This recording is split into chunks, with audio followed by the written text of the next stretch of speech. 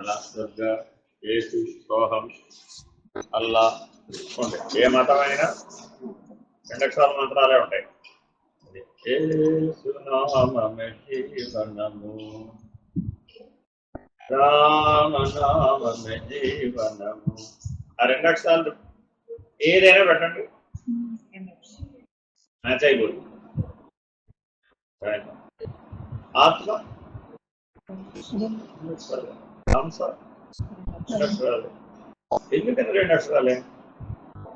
3 అక్షరాలు పెట్టచ్చు కదా. శ్రీమాత 3 అయిపోయినాయి కదా, కుదరదాం. ఎందుకు అలా పెట్టారు? శ్వాసతో సమంగా చేయాలి అంటే 2 అక్షరాలు అయితేనే కుదురు సులభంగా. వేయడం వస్తే 24 అక్షరాలైనా చేయదు. 2 అక్షరాలు సులభమేగా. అందుకని అని గాలి పీల్చుకోవాలి, ఆ పొన్ను దగ్గర ఆపుకోవాలి, అంటూ విడవాలి. విడిచి లయం అయిపోయింది కదా, మళ్ళీ ఆపుకోవాలి.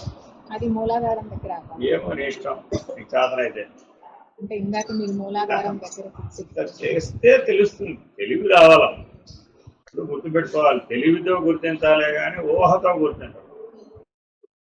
యోగికి జ్ఞానికి భేదం ఏమిటంటే దర్శనంతో గుర్తిస్తాడు జ్ఞాని, ఊహతో పట్టుకుంటాడు యోగి.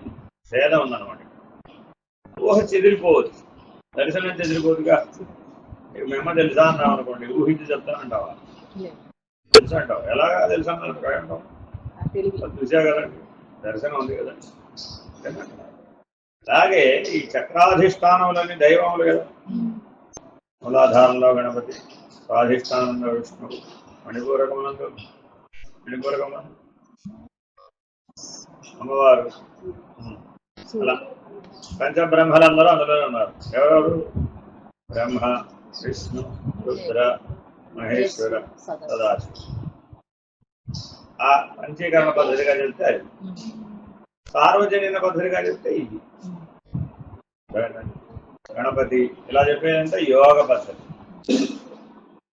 అదే పంచీకరణ పద్ధతిగా జ్ఞాన పద్ధతిగా చెప్తే మూలాధారంలో బ్రహ్మ, స్వాధిష్టానంలో విష్ణువు, మణిపూరకంలో రుద్రుడు, అనాహతంలో మహేశ్వరుడు, విశుద్ధంలో సదాశివుడు.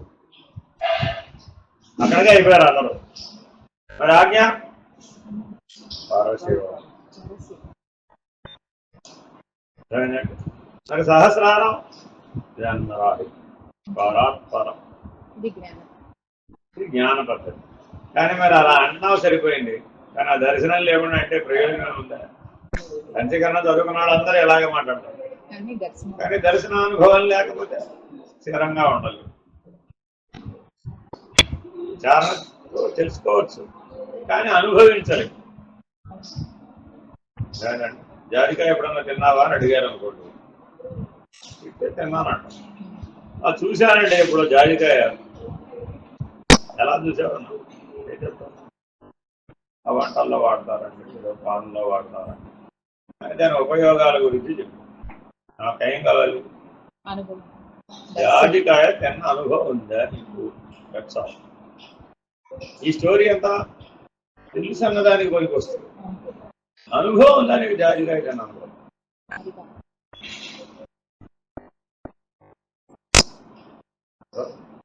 జామకాయ తిన్న అనుభవం ఉందంటే ఎవరైనా చెప్తారు, అవునా కదా? ఎందుకని సార్వజనిక. అదే జాజికాయ తిన్నామంటే తెలియాలి, అసలు అదేమిటో తెలియాలిగా. నట్ మ్యాగ్, ఇంగ్లీష్లో నట్. మరి అది వాడరా అంటే వాడతాం, ఔషధం అది. ఎంత తినొద్దంటే 1 mg. అందుకని వాడి చెంచాతోటో చాకుతోటో గేరుతాడు, పాన్లో వేసాడు. మీరు కూడా అంతే. బిర్యానీలో కానీ ఏమన్నా జాజికాయ వేస్తారనుకోండి, జాజికాయ జాపత్రి అంటారు కదా, మరి అందులో జాజికాయ ఉంటుంది. ఎంత ఉంటుంది? చిటికెడు అంతే. అంతకు మించి తిన్నామనుకో లేవకుండా 24 గంటలు పడుకుంటాం. అందులో మొత్తం మంది ఉంది, సెడేటివ్ అనమాట. అందుకని పూర్వం భోజనానంతరం పాన్ వేసుకునేటప్పుడు అందులో ఈ జాజికాయ వేసుకుని తినేవాళ్ళు. హాయిగానే తప్ప అదేనమ్మా, అది చదవాలమ్మా. ఎందుకు చదవాలి అంటే ఏది ఏ స్థాయిలో మనకు ఉపయోగపడుతుందో తెలుసుకోవడానికి. నీకు అవసరమైనప్పుడు బావి తవ్వుతానమ్మా, అప్పుడు కుదురుతున్నావు. సమాధినిష్టలో వెళ్ళి కూర్చున్నావమ్మా, ఏదేదో నీకు తెలియాలి. ఎక్కడ తెలుస్తుంది? లోపలికి వెళ్ళే ముందు చదువుకుని వెళ్ళాలి, కానీ వెళ్ళక ముందు చదువుకో. అక్కడికి వెళ్ళాము చదువుతానంటున్నాం, బయటికి రావాలిగా మరి. మళ్ళా సరే వచ్చావే అనుకో, మరి ఆ సమాజనిష్ట తెలివితోటి బయటకు వస్తే సరిగా బుర్ర పనిచేస్తుందో గ్రహిస్తుందో లేదో చెప్పగలం. అప్పుడు సమయం వృధా అయిపోవడం. అందుకని తెలివి ఉన్నప్పుడే ఏం చేయాలి? బయట తెలివి ఉందండి, అప్పుడు ఏం చేయాలి? క్రమ అధ్యయనం చేయాలి, క్రమ విచారం. తర్వాత క్రమ సాధన మొదలు పెట్టేశాం, లోపల ఎడుగులు. అప్పుడు ఇది ఉపయోగపడుతుంది. ఎందుకని బుద్ధిలో ఉంటాయి కాబట్టి. అదే ముందు క్రమాధ్యయనం క్రమ విచారణ చేయలేదు. ముందు క్రమసాధనే ఇంపార్టెంట్ అన్నారు కదా అని క్రమసాధనలో చేరిపోయావు. తర్వాత ఏం చేయాలి? అక్కడికి వెళ్ళి కూర్చున్నావు, తూర్పు ఏదో పడవ లేదో తెలియదు. అక్కడికి వెళ్ళి కూర్చున్నావు, మా తూర్పు ఏదో పడవ లేదో తెలిసిందా? ఏమంటున్నావు? మీరే ఏదో చేయాలి. గురువు పుస్తకం ఇచ్చా కదమ్మా, లోపలికి వెళ్ళి ఏం చేయాలో తెలుసుకోవడానికి ముందే పుస్తకం ఇచ్చాం కదా. ఆ పుస్తకం చదివితే లోపలికి వెళ్ళి ఏం చేయాలో తెలుస్తుంది కదా. ఏమన్నా అదంతా నాకు తెలియదు గురువు, నేను లోపలికి వెళ్ళి కూర్చున్నాను, మీరే ఏదో చూడాలి. అక్కడ లోపలికి వెళ్ళిన తర్వాత ఎవరు సహాయం చేయడానికి వీలు కాదు. ఎందుకని ఇంద్రియాలు లేవు అక్కడ. ఆలోచించడానికి ఏమన్నా చేయడానికి అక్కడ ఇంద్రియాలు ఉన్నాయా? లేవు. మరి ఇంద్రియాలు లేకుండా నేను ఎలా చెప్తాను, నువ్వు ఎలా వింటావు? అనలేవు.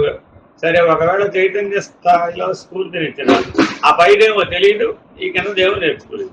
ఇప్పుడేం చేయాలి? నేర్చుకుని వెళితే ఒక పద్ధతి. పద్మవ్యూహంలోకి వెళ్లే ముందే లోపలికి వెళ్ళి బయటికి ఎలా రావాలో తెలుసుకుని వెళ్ళాడు అనుకోండి, సులభం అయిపోతుంది. తెలుసుకోకుండా వెళ్ళాడు అనుకోండి, అభిమన్యుడు. తెలుసుకుని వెళ్ళొస్తే అర్జునుడు. వెళ్ళలేదు మరి. లేదు లేదు, పరమాత్మ అక్కడ ఉన్నా సహాయం చేస్తాడు కదా, నేను తెలుసుకోకపోయినా అని లోపలికి వెళ్ళిపోయాను. అది అన్ని వేళలా వీలైందా? మహాభారత యుద్ధం చేసి నేర్చుకోవాలి. యుద్ధం చేసే శక్తి ఎంతైనా ఉండవచ్చు, కానీ ఒకానొక సందర్భంలో నీకు సహాయం చేయడానికి అవకాశం ఉండకపోయి ఉండవచ్చు. అవకాశం లేని దశలోకి నువ్వు వెళ్ళిపోయావా, పరమాత్ముడు వచ్చాడా? అభిమన్యుడు వెళ్ళేముంది అడగాల,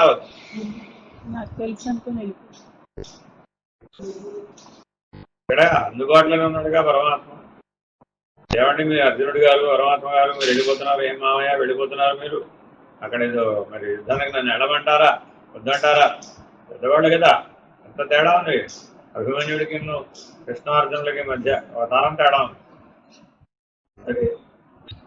అభిమన్యుడు అప్పటికి ఎన్ని యుద్ధాలు పాల్గొంటే ఏం పాల్గొలేదు, అదే మొదటి యుద్ధం. భారత యుద్ధమే, మహాభారత యుద్ధమే మొదటి యుద్ధం. మిగిలిన వాళ్ళు ఎన్నో యుద్ధాల్లో పాల్గొని దేవతలను సైతం జయించిన వాళ్ళు. వాళ్ళ సామర్థ్యం అంతా వీళ్ళ సామర్థ్యం. కానీ తనను తాను ఎక్కువ ఊహించుకున్నాడు. ఎందుకని? గర్భస్థ శిశువుగా ఉన్నప్పుడు అర్జునుడు పద్మవ్యూహం గురించి చెప్తున్నాడు సుభద్రకి. ఆవిడకి అన్న పని, ఈయనకు వచ్చిన నాలెడ్జ్ అది. ఆ నాలెడ్జ్ అంతా చదివేస్తున్నాడు. ఎదుడు మాట్లాడాలిగా వాడు ఆవిడతోటి. ఆవిడకి ఆ నొప్పులు తెలియకుండా ఉండాలని ఏం చేశాడు? ఆ చకట వ్యూహం అంటే ఎలా పొందుతారు, సూచి వ్యూహం అంటే ఎలా పొందుతారు, సర్ప వ్యూహం అంటే ఎలా పొందుతారు అని యుద్ధతంత్రం అంతా అర్జునుడు గారు సుభద్ర గారికి చెప్తారు. ఆవిడ ఊకుంటాడు. ఎంతసేపు కొట్టింది ఊ అంటే తర్వాత కూడా ఊ వినపడదు. ఈ ఊ ఎవరు కొడుతున్నారా అని చూసాడు. లోపల వాడు కొడుతున్నాడు. సరే వింటున్నాడు కదా అని కంటిన్యూ చేశాడు. పరమాత్మ వచ్చాడు. ఏం బావా ఏం చేస్తున్నావు అని. అది ఏదో మా ఆవిడ అడిగి చెప్తున్నాను అన్నాడు. మీ ఆవిడ నిద్రపోతుంటే ఏం చెప్తున్నావు అన్నాడు. ఊ వినపడుతుంది కదా అన్నాడు. ఆ ఊ ఆవిడది కాదన్నాడు. Don't disturb them unnecessary. వాళ్ళ స్నానం తీసుకోండి. ఇంటి గర్భిణి కదా, ఆవిడ ఎందుకు డిస్టర్బ్ చేస్తావురా, నాతోరా అని కొడుకు.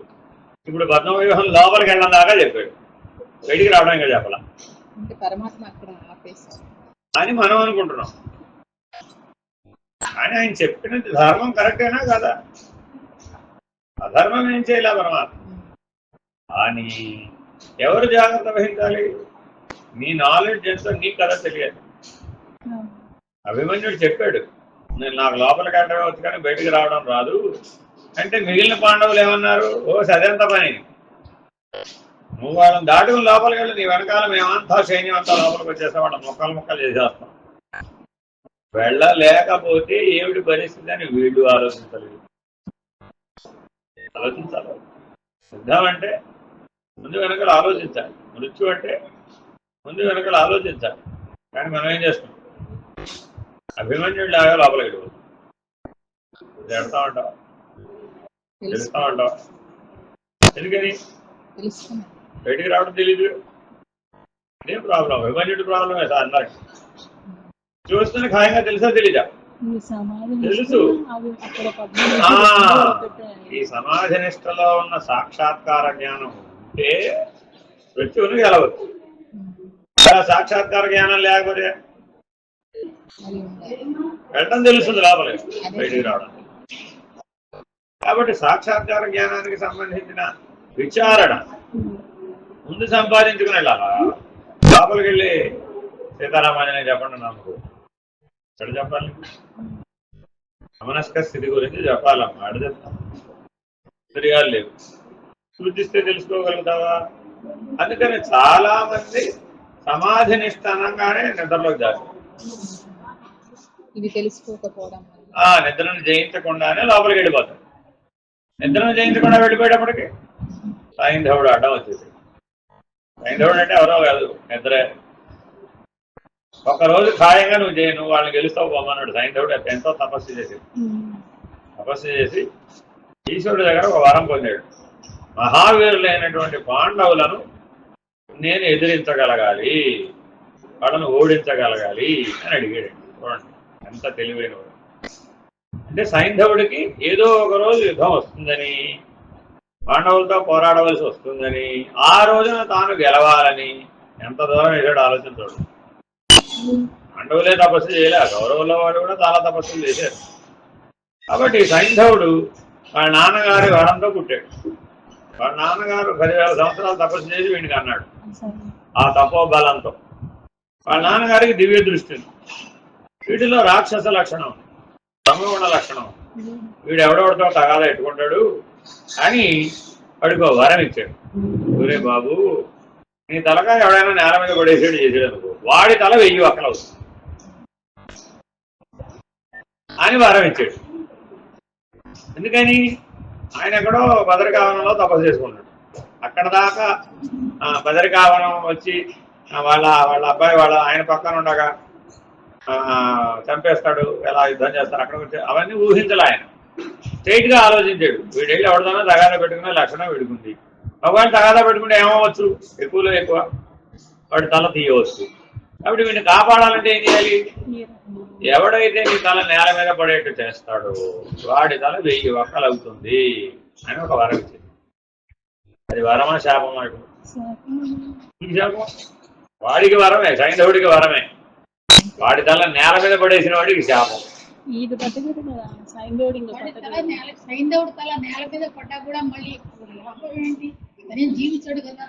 బాగుంది. ఆ వరం వాడికి ఉన్నదనడం చేత ఆ జీవితంలో వాడి జోలికి ఎవరాడలేదు. ఈ బలం ఏమిటో వాడు తెలుసుకుంటారా లేదా? పోటీ దానికి వెళ్లే ముందు ఎదుటి వాడి బలం ఏమిటో తెలుసుకుంటారా లేదా? వాడి జోలికి వెళ్ళామంటే ఒరే వాడి తల నేల మీద పెడితే వాడు కాదురా నువ్వు పోతావు ముందని చెప్తారు. ఇప్పుడు వాడితే ఎవరు తలపడతారు? మరి అలా వాడి జీవితం అంతా ఆ వరం అని కాపాడింది.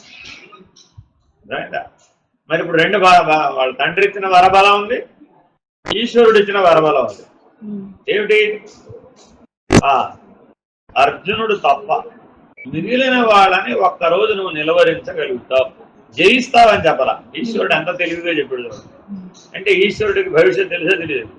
వరం ఇచ్చిన ఈశ్వరుడు ఎంత బాగా చెప్పాడు.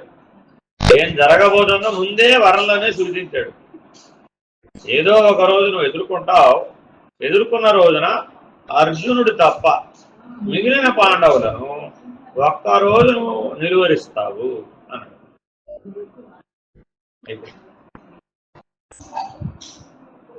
మరి ఇప్పుడు వరం ఇచ్చినట్టే ఈ వరం వాడుకుందని ప్రపంచానికి తెలుసో తెలీదా? అమ్మో పాండవులను ఎదిరించగలడు రా బాబు వాడు మనవాడు జోలిగలడు అని ఎవడు వాడు జోలికిపోయి అటువంటి సైంధవుడిని ఆ రోజు వాడాడు దుర్యోధనుడు. దుర్యోధనుడికో తెలుసు ఈ విషయం అంతా. అర్జునుడిని దూరంగా పంపించేసి యుద్ధానికి వేరే వాడిని పిలిచాడు. మీరు అర్జునుడిని కృష్ణ పరమాత్మని వేరే దూరంగా తీసుకెళ్ళండి. ఎంత దూరం తీసుకెళ్లాలయ్యా అంటే సాయంత్రం లోపు తిరిగి రాలేనంత దూరం తీసుకెళ్ళండి. అదేనండి పొద్దున కూడా యుద్ధం ప్రకటిస్తారు కదా, మీరు అర్జునుడిని కవించండి. క్షత్రియుడు కదా, యుద్ధానికి పిలిస్తే రాకుండా ఉండడు. క్షత్రియ ధర్మం ప్రకారం మీరు యుద్ధానికి వస్తాడు. మీరు పారిపోతున్నట్టు నటించండి, యుద్ధం చేస్తున్నట్టు నటించండి. ప్రాంతం పారిపోతే మీరు మీ వెనకబడి కొట్టడం మాట. క్షత్రియ ధర్మం అంటే పారిపోయేవాడిని కొట్టకూడదు, యుద్ధం చేసేవాడినే కొట్టాలి. కాబట్టి మీరు ఏం చేస్తారంటే 10 భాగాలుగా విడిపోయి ఒకటి యుద్ధం చేస్తూ ఉండండి, వీళ్ళు 9 మంది పారిపోతూ ఉండండి. అలాగా మీరు వాడిని దూరం తీసుకుపోండి. ఎంత దూరం తీసుకుపోవాలయ్యా అంటే సాయంత్రం లోపల వచ్చేట్టుగా చూడండి. నేను సాయంత్రం లోపల వీళ్ళందరినీ వేసేస్తాం, మిగిలిన పాండవులందరినీ వేసేస్తాం. వేసేస్తే ఒకడే అర్జునుడు, అప్పుడు వాడిని వేసేయడానికి మా కరెంటు తీసుకుంటాడు. చూడండి ఎంత తెలియని వాడు, ఇంత దూరం ఆలోచించాడు. అంతా అయిపోయినట్టే, పరమాత్మ ఒక లేడా. సో అందుకని ఇలా ఆలోచించి ఒక పద్మవ్యూహం పన్నారనమాట. అంటే యుద్ధ వ్యూహాలు ఇలా పన్నుతారని అర్థం. ఇవన్నీ మన లోపల లేవా? మహాభారత యుద్ధం మనలో లేదా? గుణాల రూపంలో, లక్షణాల రూపంలో. మనం కూడా ఎదుటివాడిని గెలవాలంటే ఎన్ని ప్లాన్లు వేస్తాం? మీ ఆయనే గెలవాలమ్మా, ఎవరో ఎన్ని ప్లాన్లు వేస్తాం? అన్ని రకాలుగాను కన్విన్స్ చేయడానికి ట్రై చేస్తున్నాడు. మీ పిల్లల్ని గెలవాలమ్మా, ఏం చేస్తున్నావు? ఎన్ని రకాలుగానో కన్విన్స్ చేయడానికి ట్రై, నీ మాట ఒప్పించడానికి ఎన్ని రకాలుగానో ప్రయత్నిస్తాం. సామదాన భేద దండోపాయాలతో వేగా యుద్ధం అంటే సరే, దండోపాయమే యుద్ధం. సరే ఇంకేమి అలగడం కూడా దండోపాయంలో భాగమే. జీవితంలో అడుగుతున్నావా లేదా? అప్పుడప్పుడు అడగాల్సిందే. నాటన్న అలగడం ఏమిటి అనే నీకు తెలుసు ఆ విషయం. కానీ వాళ్ళు ఏమనుకుంటారు పాపం, అజ్ఞానం చేత మా అమ్మ లిగిందలు, మా ఆవిడ లిగిందు. అప్పుడు నువ్వు చెప్పింది అలా వినేసేది, ఎందుకులే ఆవిడ బాధపడడం. అప్పుడు వాడిలో సత్వగుణాన్ని వాడుకున్నావా లేదా? మరి ఇప్పుడు వాడుకున్నావు. సో ఇట్లాగా మానవ జీవితంలోనే మహాభారత యుద్ధం ఉంది. అది చూసి ఇక్కడ నేర్చుకోవాలట. ఆ కథ చూసి ఇక్కడ వాడడం ఎట్లాగో నేర్చుకో. అందుకని ఈ సైంధవుడు అంటే ఎవరు? నిద్ర. అదేనండి, అది వస్తుంది. లేవు. అందుకే ఏం చెప్పాం? శాస్త్ర దృష్టం. ముందు నువ్వు చదువుకో. అసలు ఒక రీడింగ్ నువ్వు ఇవ్వకుండా నా దగ్గరకు వచ్చావమ్మా, నేను ఎంత చెప్పినా నీకు బోధపడు. కాబట్టి ముందు ఒక రీడింగ్ నువ్వు చదువుకోవాలి. చదువుకుని వచ్చావు అనుకోండి, అప్పుడు నువ్వు ఏదో అడుగుతావు, ఎక్కడో అడుగుతావు. ఏదో అడిగితే ఏదో చెప్తా నేను. ఆ చెప్పిన దానివల్ల ఏమైపోయింది? ఇలా అనుకున్నానే, ఆయన ఇలా చెప్పడం లేదే. గురువాక్యం రెండో స్టేజ్ ఏంటి? గురువాక్యం. అప్పుడు గురువు తన దృష్టితో దాన్ని వివరించి చెప్తాడు. అప్పుడు నీకు అర్థం అవుతుంది, ఓహో అక్కడ కాదురా బాబు ఈ కథ వాడాల్సింది, ఇక్కడ. ఓహో అది కాదు అన్వయం, దాని సాపేక్షం. అవే గుణాలు ఇక్కడ ఉన్నాయి, అవే లక్షణాలు ఇక్కడ ఉన్నాయి, సాధన ఇక్కడ ఉంది. ఈ సాధనలో ఇలా అడ్డం వస్తుంది, దీన్ని ఇలా జయించాలి అని అంతర్ముఖ పరిజ్ఞానాన్ని సంపాదిస్తుంది విచారణతో.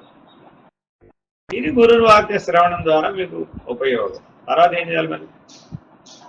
తెలివి వచ్చింది. ఇప్పుడు ఆ తెలివితో ఏం చేయాలి మరి? సాధన చేయాలి, ఆచరించాలి. అప్పుడేమైంది? అప్పుడు అనుభవం. అప్పుడు ఆ సమాధి నిష్ట ద్వారా సాక్షాత్కార జ్ఞాన స్థితికి ఎదుగుతున్నారు. అప్పటికి అవసరం లేదుగా సమాధి నిష్ట. ఇలా చాలా జాగ్రత్తగా ఈ పరిణామాన్ని దాటాలి. అందుకని చదవమనేది. ఈ ఉపదేశం ఉన్నవాడు ఇది తప్పక చదవాలి, షడక్షరం ఉన్నవాడు బ్రహ్మ విద్య తప్పక చదవాలి అంతే. ఎందుకని అలా పెట్టాం? అనుభవంతో చెప్తున్నాం. తర్వాత రోజుల్లో నీకు అది ఉపయోగం. పరీక్ష వచ్చినప్పుడు చదువుతానంటే అప్పుడు ఉపయోగపడదు. అంత సమయం ఉంటుంది ఉండదు. దాటాలంటే వీలు కాదు. అప్పటికిప్పుడే చేయాలి, చదవాలి. క్రమ అధ్యయనం, క్రమ విచారణ.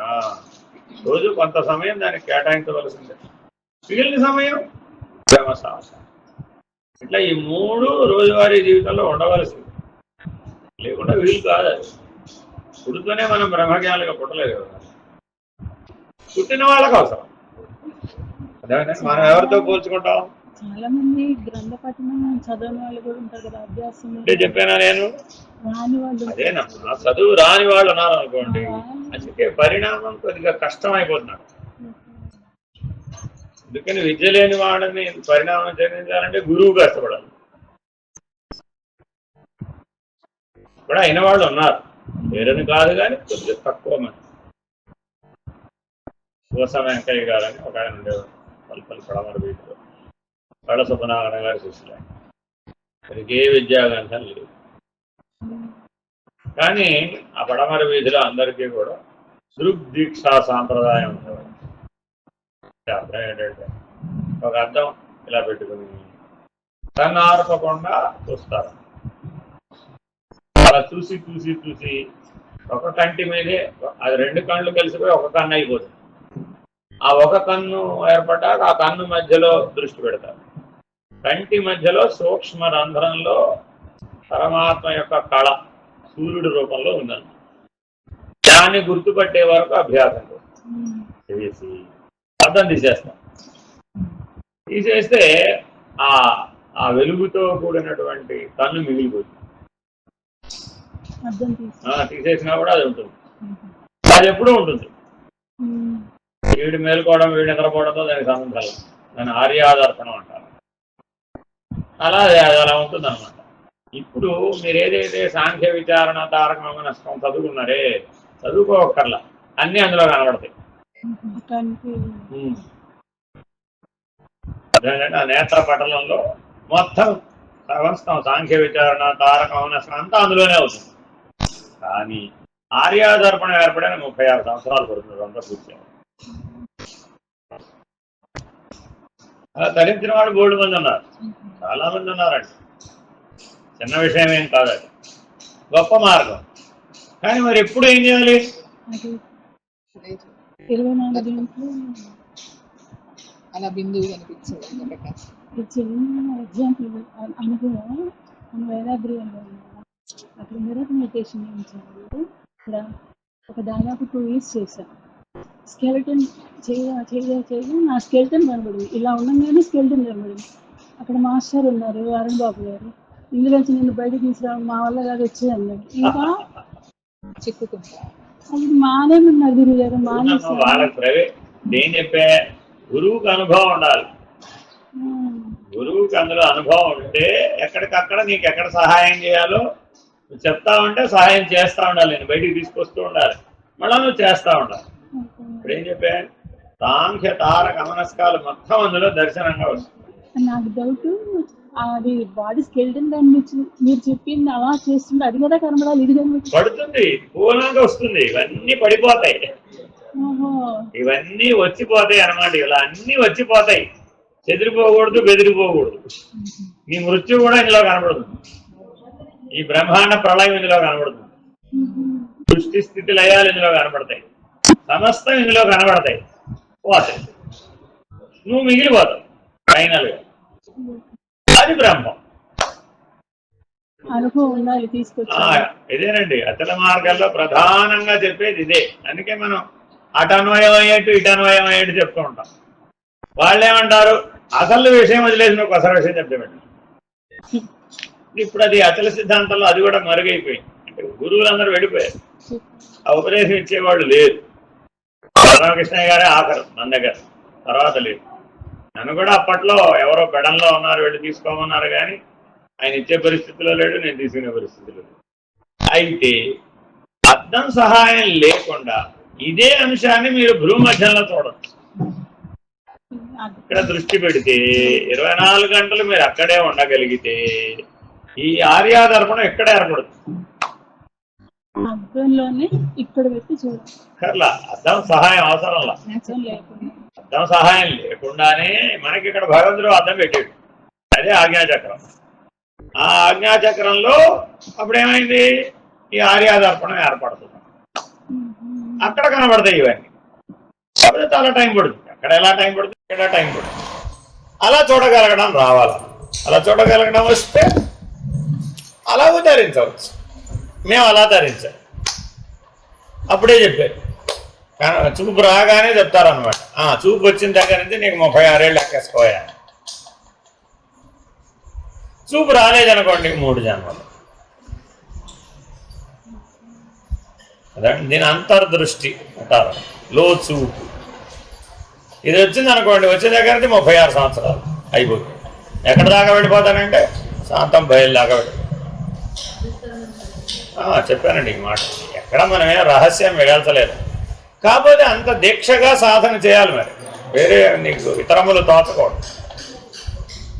ఇతర వ్యవహారం కానీ ఇంతట ఏమి నీకేం మిగిలిన ఏం కనబడకూడదు. లక్ష్యం తప్ప ఇంకేం కనబడదు. అలా ఉండగలగడం రాదు. సరే, చూపు ఏర్పడిన తర్వాత నిర్భయానంద స్వామి వారి దగ్గరికి వెళ్ళాం. స్వామి మరి వీడు 36 సంవత్సరాలు ఉన్నారు, చూపు ఏర్పడిన దగ్గర నుంచి. ఇదేమిటి మరి ఇది, ఈ 36 ఏళ్ళు ఎవరు వెయిట్ చేస్తారన్న. సరే లేవయ్యా, 36 కావుతే 3 అన్నారు. చేయగలిగితే నీకు సామర్థ్యం ఉంటే అంతేముంది, 3 ఏళ్లలో కూడా ధరించవచ్చు. నీకు బలం ఉండాలి కదా. ఎగరగలిగే శక్తి ఉంటే, గరుత్మంతుడు అంత శక్తి ఉందనుకోండి, వైకుంఠానికే ఎగరొచ్చు. నీకు కాకంత శక్తి ఉంటే ఎగరగలుగుతాడు. అది చెట్టుపైకి ఎగరడమే కష్టం. కోడంత శక్తి ఉంటే దానికే రెక్కలు ఉన్నాయి, కానీ నేల మీదే ఉంటుంది. అది రెక్కలు అన్నిటికీ ఉన్నాయి, కానీ గరుత్మంతుడికి ఉన్నంత శక్తి ఉండద్దా? ఉంటే వైకుంఠానికి వెళ్ళిపోవచ్చు. ఏముంది దాంట్లో? అలాగే వెళ్ళాడు ఆయన మరి. కాబట్టి జ్ఞాన మార్గంలో స్థాయి భేదం ఉంది. జ్ఞాన మార్గం రెక్కల్ని ఇస్తుంది, కానీ కోడి వెళ్ళనే ఉన్నావా, కాకి వెళ్ళే ఉన్నావా, గరుత్మంతుడి వెళ్ళే ఉన్నావా? ఏమిటి కోడి వేలే అంటే? కాలజ్ఞానం. రోజు 4 గంటలకు లేస్తాడు, రోజు అభ్యాసం చేస్తాడు, రోజు చేస్తూనే ఉంటాడు, కానీ లోపల తెలివి మాత్రం అంతవరకే ఉంది. అంతే. తనను తాను రక్షించుకోవడానికి మాత్రమే అది పనికొస్తుంది అంతే. లేదా పిల్లలను రక్షించడానికి పనికొస్తుంది. ఇక్కడ కోడి ఎగురుతుంది. ఎంత హైట్ ఎగురుతుంది అంతే. మనిషి అంత ఎత్తు మహా ఎగిరితే 8 అడుగులు 10 అడుగుల కంటే ఎగరలేదు. తనను తాను రక్షించుకునేటటువంటి, అది కూడా స్వీయ రక్షణార్థం వెళుతుంది. సాధారణంగా ఎగరదు అసలు. నేల మీదే దాని ఆహారం అంతా తిరుగుతూ ఉంటుంది, ఎక్కడ పడితే అక్కడ తింటూ ఉంటుంది, పిల్లల్ని కాపాడుకుంటూ. రెండోది ఏమిటి? కాకి చెట్టు అంత ఎగురుతున్నట్టు, అంతకంటే ఎగరలేదు. అదే ఎంత ఎగిరినా అంతకంటే కనబడుతూనే ఉంటుంది. గరుత్మంతుడు లెవెల్లో ఎగురుతున్నాడు, అది అయ్యే పని కాదు. కాబట్టి ఉత్తమము, మధ్యమము, అధమము. ఉత్తమ జ్ఞానం ఉన్నవాడు గరుత్మంతుడు వలె ఆ దివ్య శక్తితో పరబ్రహ్మమైపోతాడు. గరుత్మంతుడు ఏ శక్తితో ఎగిరాడు? దివ్య శక్తితో ఎగిరాడు. దైవీ శక్తి ఉంది ఆయన. జన్మ అలాంటిదే, ఆయన జీవితం కూడా అలాంటిది. ఆయన వాహనం కూడా అంతే. విష్ణువుకు వాహనం. మరి విష్ణువు సర్వవ్యాపకుడు కదా. మరి అప్పుడు ఈయన కూడా ఎంత శక్తి ఉండదు? అంతే, దాదాపు శక్తి ఉండదు అన్నమాట. విష్ణువాంశ సంభూతుడు అన్నమాట. అందుకని సూర్యనారాయణుడు చెప్తారు రథసారథి అనూరుడు అంటారు. సో ఇట్లా వీళ్ళందరూ దివ్యాంశ సంభూతులు వీళ్ళు అంటారు. కాబట్టి వాడు ఆ సూర్యుడు కొన్నంత బలం వాళ్ళకే ఉంటుంది. గరుత్మంతుడు కూడా సూర్యుడు కొన్నంత బలం ఉంటుంది. కాబట్టి అడగడు. మరి కాకి గారికి అంత ఉంటుంది అంటారు. ఏమిటి తేడా కాకి గరుత్మంతుడికి? వాసన బలం. కాకి దేనికి గుర్తండి? అందుకే పితృదేవతలకు గుర్తుంది. కాకి పితృదేవతలకు గుర్తు. ఏమన్నా ఏదో సాంసరికం పెట్టారండి, ఏం చేస్తారు? ఒక ముద్ద కాకి బెండం పట్టుకెళ్ళి బయట పెట్టి కావు కావు కావు అంటారు. మీరు కావు కావు కావు అంటావు ఎందుకు? ఆ వాసనా బలం ఉన్న కాకిని పిలుస్తున్నారు. అంత తొందరగా రాదు అదేమి. అది ఆహారం కోసమే వచ్చినా దాంట్లో కొద్దిగా సూక్ష్మమైన శక్తి ఉందన్నమాట. ఇతర పితృదేవతల సూక్ష్మ రూపాలకు అది వాహకంగా పనిచేయాలి. సో అలా కాకి వాసనా బలంతో కాక అన్నము తింటుంది, అశుద్ధం కూడా తింటుంది. అదేమిటి దానికి ఆ మాత్రం తెలివి ఉండదండి. ఉండాలా ఆహారం దొరకకపోతే ఏం దొరికిదో తినేస్తుంది. అంతేగాని హంసలాగా ఆహారం దొరకకపోతే ఊరుకోదు. హంస తామర తూడులు మాత్రమే తింటుంది, ఇంక వేరేవి కాదు. ఎన్ని ఏ ఆకలి వేస్తే అలాగే ఉండదు. పోతే ప్రాణం పోతే పోతుంది, కానీ ఇతర ఆహారాన్ని భుజించదు. అదే కాకి మాత్రం ఏం చేస్తుంది? కడుపు నింపుకోవడానికి ఏదైనా తినేస్తుంది. అందుకని వాసనా బలం. మనం కూడా ఇప్పుడు ఎలా ఉన్నాం? కాకి వలె కలకాలం ఉండాలా, హంస వలె ఒక రోజు ఉండాలా ఆలోచించుకోమంటారు. సాధకులైన వాళ్ళందరినీ, శిష్యులందరికీ ఉపమానం చెప్తారు. ఎందుకని మరి ఆకలేస్తే మరి ఆగుతావా? ఆపుకోవడం వచ్చిందా? నిద్ర వస్తే ఆపుకోవడం వచ్చిందా? రుచి వస్తే ఆపుకోవడం వచ్చిందా? అవన్నీ వస్తే హంసది, ఆపుకోవడం రాకపోతే కాకి. కాబట్టి ఎప్పటికైనా ఈ స్థితిని మనం అధిగమించాలి. బుద్ధి వరకే ఉన్నాం అనుకోండి, ఆ బుద్ధి వాసనా బలంతో పనిచేస్తుంది. అదే ప్రజ్ఞాస్థితికి ఎదిగామనుకోండి, హంస. రెండు పక్కపక్కనే ఉన్నాయిగా. ప్రజ్ఞా బుద్ధి పక్కపక్కన లేవా? ఒక స్థానమే భేదం. అక్కడ దాటితే ప్రజ్ఞే, జ్ఞాతే. దాటకపోతే బుద్ధే. తస్మాత్ బుద్ధేస్తు ఆత్మని. మానవుడు బుద్ధి మీద ఆధారపడాలా? ప్రజ్ఞ మీద, చైతన్యం మీద, ఆత్మ మీద ఆధారపడాలి. ఆధారపడితే హంస, బుద్ధి మీద ఆధారపడితే వాసన. అందుకని సమాధి నిష్ట వల్ల ఏమయ్యావు? బుద్ధిని అధిగమించేసావు. అది దానివల్ల ప్రయోజనం. అందుకని ఆ అనుభవం అందరికీ ఉండాలి. ఏదో పద్ధతిలో కర్మ మార్గమో, జ్ఞాన మార్గమో, భక్తి మార్గమో, యోగ మార్గమో, ఏ మార్గమైనా పర్వాలేదు. కానీ నీకేమవ్వాలి? సమాధి నిష్ట ద్వారా వాసనాక్షయం అయిపోయి ప్రజ్ఞాస్థితుడు. అందుకే స్థిత ప్రజ్ఞాత లక్షణాలు రోజు చదవమని. చదివితే ఇప్పుడు ఆ ద్వంద్వాలను అధిగమిస్తాం. బుద్ధి ఇప్పుడు ద్వంద్వాలకు లోబడటం. అదే ద్వంద్వాలను అధిగమిస్తే ప్రజ్ఞ అయిపోయింది. ఒకసారి ప్రజ్ఞ అయిపోయింది అనుకోండి, ఇహ మళ్ళా కిందకు రావాలి. చూడండి, పూర్వం ఉన్నట్టు ఇప్పుడు మిమ్మల్ని ఉండమంటే ఉంటారు. ఎందుకని? పరిణామం వచ్చేసి. పూర్వం మాట్లాడినట్టు మాట్లాడమంటే మాట్లాడలేరు, పూర్వం వ్యవహరించినట్టు వ్యవహరించమంటే వ్యవహరించలేరు. ఏమిటి మరి వాళ్ళకి మీకు తేడా? వాళ్ళు అడుగుతారు, నీకు మాకు తేడా ఏంటమ్మా అంటారు. ఏమిటి తేడా? లోపల తేడా, బయట కాదు. బయట ఇదే శరీరమే, ఎంత ఇదే వ్యవహారమే, అదే సంసారమే, అదే పిల్లలే, అదే ఇల్లు, అదే వాకిలి, అంతా సేమ్. ఏం తేడా ఉందమ్మా? లోపల తేడా ఉంది, అవగాహన తేడా ఉంది, లక్ష్యం తేడా ఉంది, సాధన తేడా ఉంది. చెబితే ఎంతో తేడా ఉంది. ఎందుకని మరి? వాళ్ళ జీవిత లక్ష్యం వేరు, మీ జీవిత లక్ష్యం. మరి వాళ్ళకి ఆ శాస్త్రజ్ఞానం లేదు, ఆ సాధనా జ్ఞానం లేదు, ఆ రకమైన నిగ్రహం లేదు, ఆ రకమైన విచారణ లేదు, ఆ రకమైన అధ్యయనం లేదు, ఆ రకమైన ముక్తి అనే లక్ష్యం లేదు. మరి ఇవన్నీ ఉండటం ఉత్తమమైన జీవితానికే వీలవుతుంది, కానీ మధ్యమమైన అధమమైన జీవితానికి వీలవుతుందా? అడలో కూడా జ్ఞానం ఉంది, కానీ కోడి వలే ఉంది.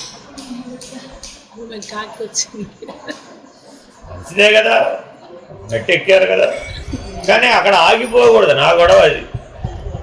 ఎందుకు ఇన్నిసార్లు మిమ్మల్ని వెంబడబడి చెప్పడం? ఎందుకంటే అక్కడ ఆగిపోతారు. ఆ నిద్రని జయించలేక ఆగిపోతారు అంతే. ఆ సైంధవుడు ఎవరంటే నిద్రే. కాబట్టి కాకి హంసగా మారిపోయింది అనుకోండి, ఇక మళ్ళా హంస కాకి అవుతుంది. హంస కొలనుకు చేరుతుంది, కానీ గోతిలో ఉన్న క్రిములను చేరడానికి, చేపలను తినడానికి కాకి వెళ్ళే వెళుతుందా? నీ అందుబాటులో రెండూ ఉంటాయి. కొలనులోనే ఉండాలి హంస ఎప్పుడు. కొలనులో ఉండే హంస కాకి వెళ్ళే గోతికి చేరునా అంటున్నా. అంటే ఎక్కడో మనం ఆ విచారణ, విచక్షణ ఉండాలి. అవుతాం. ఆ వివేకం ఉంటే ఏమయ్యావు? అప్పుడు హంస. హంస అంటే ఏమిటి? సోహం భావేన పూజ. అప్పుడు దేహమే దేవాలయం, తిరిగిపోయింది. అదే కాకి వేలే ఉన్నాం, అప్పుడేమైంది? దేవుడు వేరే దేవుడు వేరే, అది పోదు. ఆ ద్వైత బుద్ధి పోదన్నమాట. ఎప్పటికీ జీవుడు జీవుడే, దేవుడు దేవుడే, ఇలా అన్నమాట. అందుకని పోలిక చెప్పారా? అంతేగాని వాళ్ళని నిందించడం అనుకోవాలి. అద్వైతంలో ఎవరిని అందుకే నిందించం, ఎందుకని అంతా అదేగా, ఏది కాదు. చివరికి వెళ్ళేటప్పటికి ఏమంటాం, అంతా ఆత్మే, అంతా బ్రహ్మే, అంతా జ్ఞానమే, అసలు అజ్ఞానం లేనే లేదు పోమాట.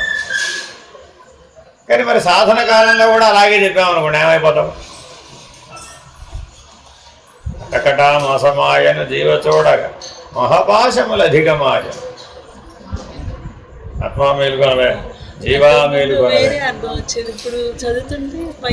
అది ఆ మేలుకొలుపు చదువుకుంటే ఒరే ఒరే ఒరే ఒరే ఎంత సులభంగా రాసేసాడు. ఇంత శాస్త్రసారాన్ని ఆ మేలుకొలుపులో ఇమిట్ చేసాడు.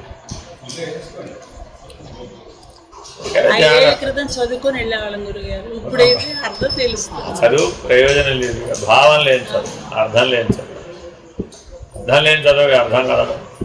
అందుకని పరిశ్రమ చేస్తే వచ్చే నష్టం లేదు. క్రమ సాధన, క్రమ విచారణ, క్రమ అధ్యయనం చాలా మార్పు తీసుకొస్తుంది. సమయం పడితే పట్టొచ్చు అమ్మా, ఏమైంది? ఇప్పుడు అర్జెంటుగా కంగారు పడిపోవాల్సిన దాకా చేయలేదు, వస్తే ఇస్తే రుచి వస్తుంది అంతే కదా అని ఉదాసీనంగా ఉండడం రా. అప్పుడు హంస సోహంగా మార్చుకున్నాడండి. అప్పుడు తారక సోహంభావంలో ఉంటే తారక, ఆ సోహంభావం అమనస్క స్థితిలో ఉంటే, కదలని స్థితిలో ఉంటే బ్రహ్మమే. కాబట్టి హకార సకారములు తెగిపోయి బిందువు మాత్రమే మిగిలిందనుకోండి. బిందు మధ్యలో బ్రహ్మం పరమాత్మ. అందుకని బిందు మధ్యలో నిలబడమని హంసతత్వం వాళ్ళందరికీ ఒకటే సూచన. ఏమిటి ఆయన? ఎప్పుడూ బిందు మధ్యలో ఉండండి. ఆ బిందు మధ్యంలో ఉండి ఎప్పుడూ సర్వవ్యాపక ప్రకాశంగా ఉండి వాళ్ళ 12 గంటలు, 20 గంటలు, 24 గంటలు గమనిస్తాను. ఇంకా సమాజ నిర్ణయం పూర్తయిందా, పూర్తవలేదా అని గమనిస్తాను. అప్పుడు పూర్తయింది అన్నారు అనుకోండి, తత్వమసి మహావాక్యం ఏ జారిపడ్డాయి. తత్వమసి మహావాక్యం పొంది కూడా జారిపడ్డాడు అనుకోండి, వాడిని ఎట్టా కాపాడాలి? ఎందుకుంటారు? ఆకర్షణ పోలేదు, ఆసక్తి పోలేదు. ఏం చేస్తాడు మరి? కాడా కాకపోతే ఎక్కువ దెబ్బలు అవుతుంది. పట్టాడు కానీ ఎక్కువ దెబ్బలు అవుతాయి. ఎందుకని? 1వ అంతస్తుల నుంచి పడితే తక్కువ దెబ్బలు అవుతాయి, 10వ అంతస్తుల నుంచి పడితే ఎక్కువ దెబ్బలు, 100వ అంతస్తుల నుంచి పడితే వెళ్ళంతు.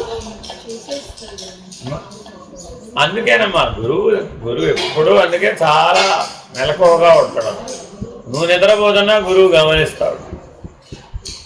మీరు అందరు నిద్రపోతున్నా మధ్య మధ్యలో లేదు చూస్తూనే ఉంటాడు. 1 గంటకోసారి, 3:00కోసారి, 4:00కోసారి, 6:00కోసారి. మీరు ఎప్పుడు నిద్రపోతున్నా సరే నేను లేదు చూస్తుంటాను. ఈ టైంలో ఎవరు నిద్రపోతున్నారు? వీళ్ళు అక్కడికి వెళ్ళి ఏదో చేస్తూ ఉంటారు, మధ్యలో వీళ్ళు అక్కడికి వెళ్ళి చూసేస్తుంటారు. వీళ్ళు ఏం చేస్తారు? పడుకున్నారా, ఏం చేస్తున్నారు? ఎదుర్కొండానే కూర్చున్నా కూర్చోకపోయినా గమనించవచ్చు. ఇట్లా ఎందుకు ఎప్పుడు గమనించడం? ఏ సమయంలో నీకు ఏ సహాయం చేయాలి అంటే తెలుసు. తల్లి పిల్లవాడు ఎలాగా, వాడు ఏదో పని చేసుకుంటాడు, ఆడుకుంటూ ఉంటాడు. మరి వాడు సీరియస్గా చదువుకుంటుంటాడు, ఎగ్జామ్ ప్రిపేర్ అవుతుంటాడండి. తల్లి ఏం చేస్తుంది? వాడు అడగడు. వాడు సందర్భానికి వెళ్ళి అక్కడ ఆయన తాగేసి వాడేమంటాడు, నువ్వు మాట నన్ను డిస్టర్బ్ చేయమాకమ్మా. ఇవిడేమంటాడు, బర్జీలో 10 గంటలు అయిపోయిందిరా, పడిపోతావురా, చదువు సంగతి దేవుడు, పరీక్షలో పడిపోతే చాలా ప్రమాదం వస్తుంది. ఈ చదివింది రాయాలి కదా ముందు, ఈ కాసిని తాగు, తింటాం సంగతి దేవుడు ఎరుగు అని ఆ తాగే దాంట్లోనే ఆ శక్తికి సరిపడా కల్పిస్తాడు. ఇప్పుడు వాడు అడిగాడనే చేసింది ఏమిటి? అడగలేదుగా. తల్లిగా తన కర్తవ్యాన్ని, తన బాధ్యతని, పిల్లవాడి కంటే ఎక్కువ అనుభవం ఉంది కాబట్టి ఆ అనుభవ జ్ఞానంతో సహాయం చేస్తుంది. మరి అవసరం కదా. మరి తండ్రి సహాయం చేయడా అంటే చేస్తాడు, ఆయన చేసే పని ఆయన చేస్తాడు, అవునా కాదు? మరి తల్లి తండ్రి సహాయం చేయకుండానే పిల్లలు పెద్దవాళ్ళు అయ్యారంటారు. లేదు, గురువు సహాయం చేయకుండానే శిష్యులు పెద్దవాళ్ళు అవుతారంటారు. ఎట్లా అవుతారు? దైవ సహాయం లేకుండా ఎవరైనా ధరిస్తారా? అవకాశం. కాబట్టి చాలా జాగ్రత్తగా వీటిని ఉపయోగించుకుంటూ వెళ్ళాలి. ఏ సందర్భానికి ఏది ఉపయోగం అది ఉపయోగించుకోవడమే వివేకం. ఇది మర్చిపోకూడదు. కాబట్టి అల్టిమేట్గా నీ గోల్ ఏం మారదు. సకార సకారములు తెగిపోయి బిందు మధ్యంలో నిలవడం అనేటటువంటి గోల్ అంశతత్వానికి మారదు. 1 సంవత్సరంలోనే సాధించవచ్చు, 12 ఏళ్ళలో సాధించవచ్చు, 36 ఏళ్ళలో సాధించవచ్చు, 3 జన్మలకు సాధించవచ్చు. ఈ క్రమమేమీ మారదు. ఎందుకని వేల సంవత్సరాలు లక్షల సంవత్సరాలు జీవించిన మహర్షులు ఏర్పరిచినటువంటి విధానం. వాళ్ళు మనలాగా అల్పాయుష్కులు కాదు కదా. అందుకని ఋషి పరంపర, ఋషి ప్రోక్తమైనటువంటి పద్ధతినే అద్వైతంలో, అచల సిద్ధాంతంలో, ద్వైతంలో, వేదాంతంలో అంతా కూడా ఋషి ప్రోక్తమే. ఆ ఋషులు ఎలా చేశారో, ఎలా సాధించారో ఆ పద్ధతినే మీకు తెలియజేస్తారు. అవకాశం ఉన్నంత వరకు గురువు ఆచరించి చూపిస్తాడు. అన్నీ ఆచరించి చూపెట్టడానికి కూడా వీలు కూడా కాదు. ఒకవేళ ఆయన ఆచరించినా మీకు అంత సామర్థ్యం ఉండదు, మీరు చేయాలి.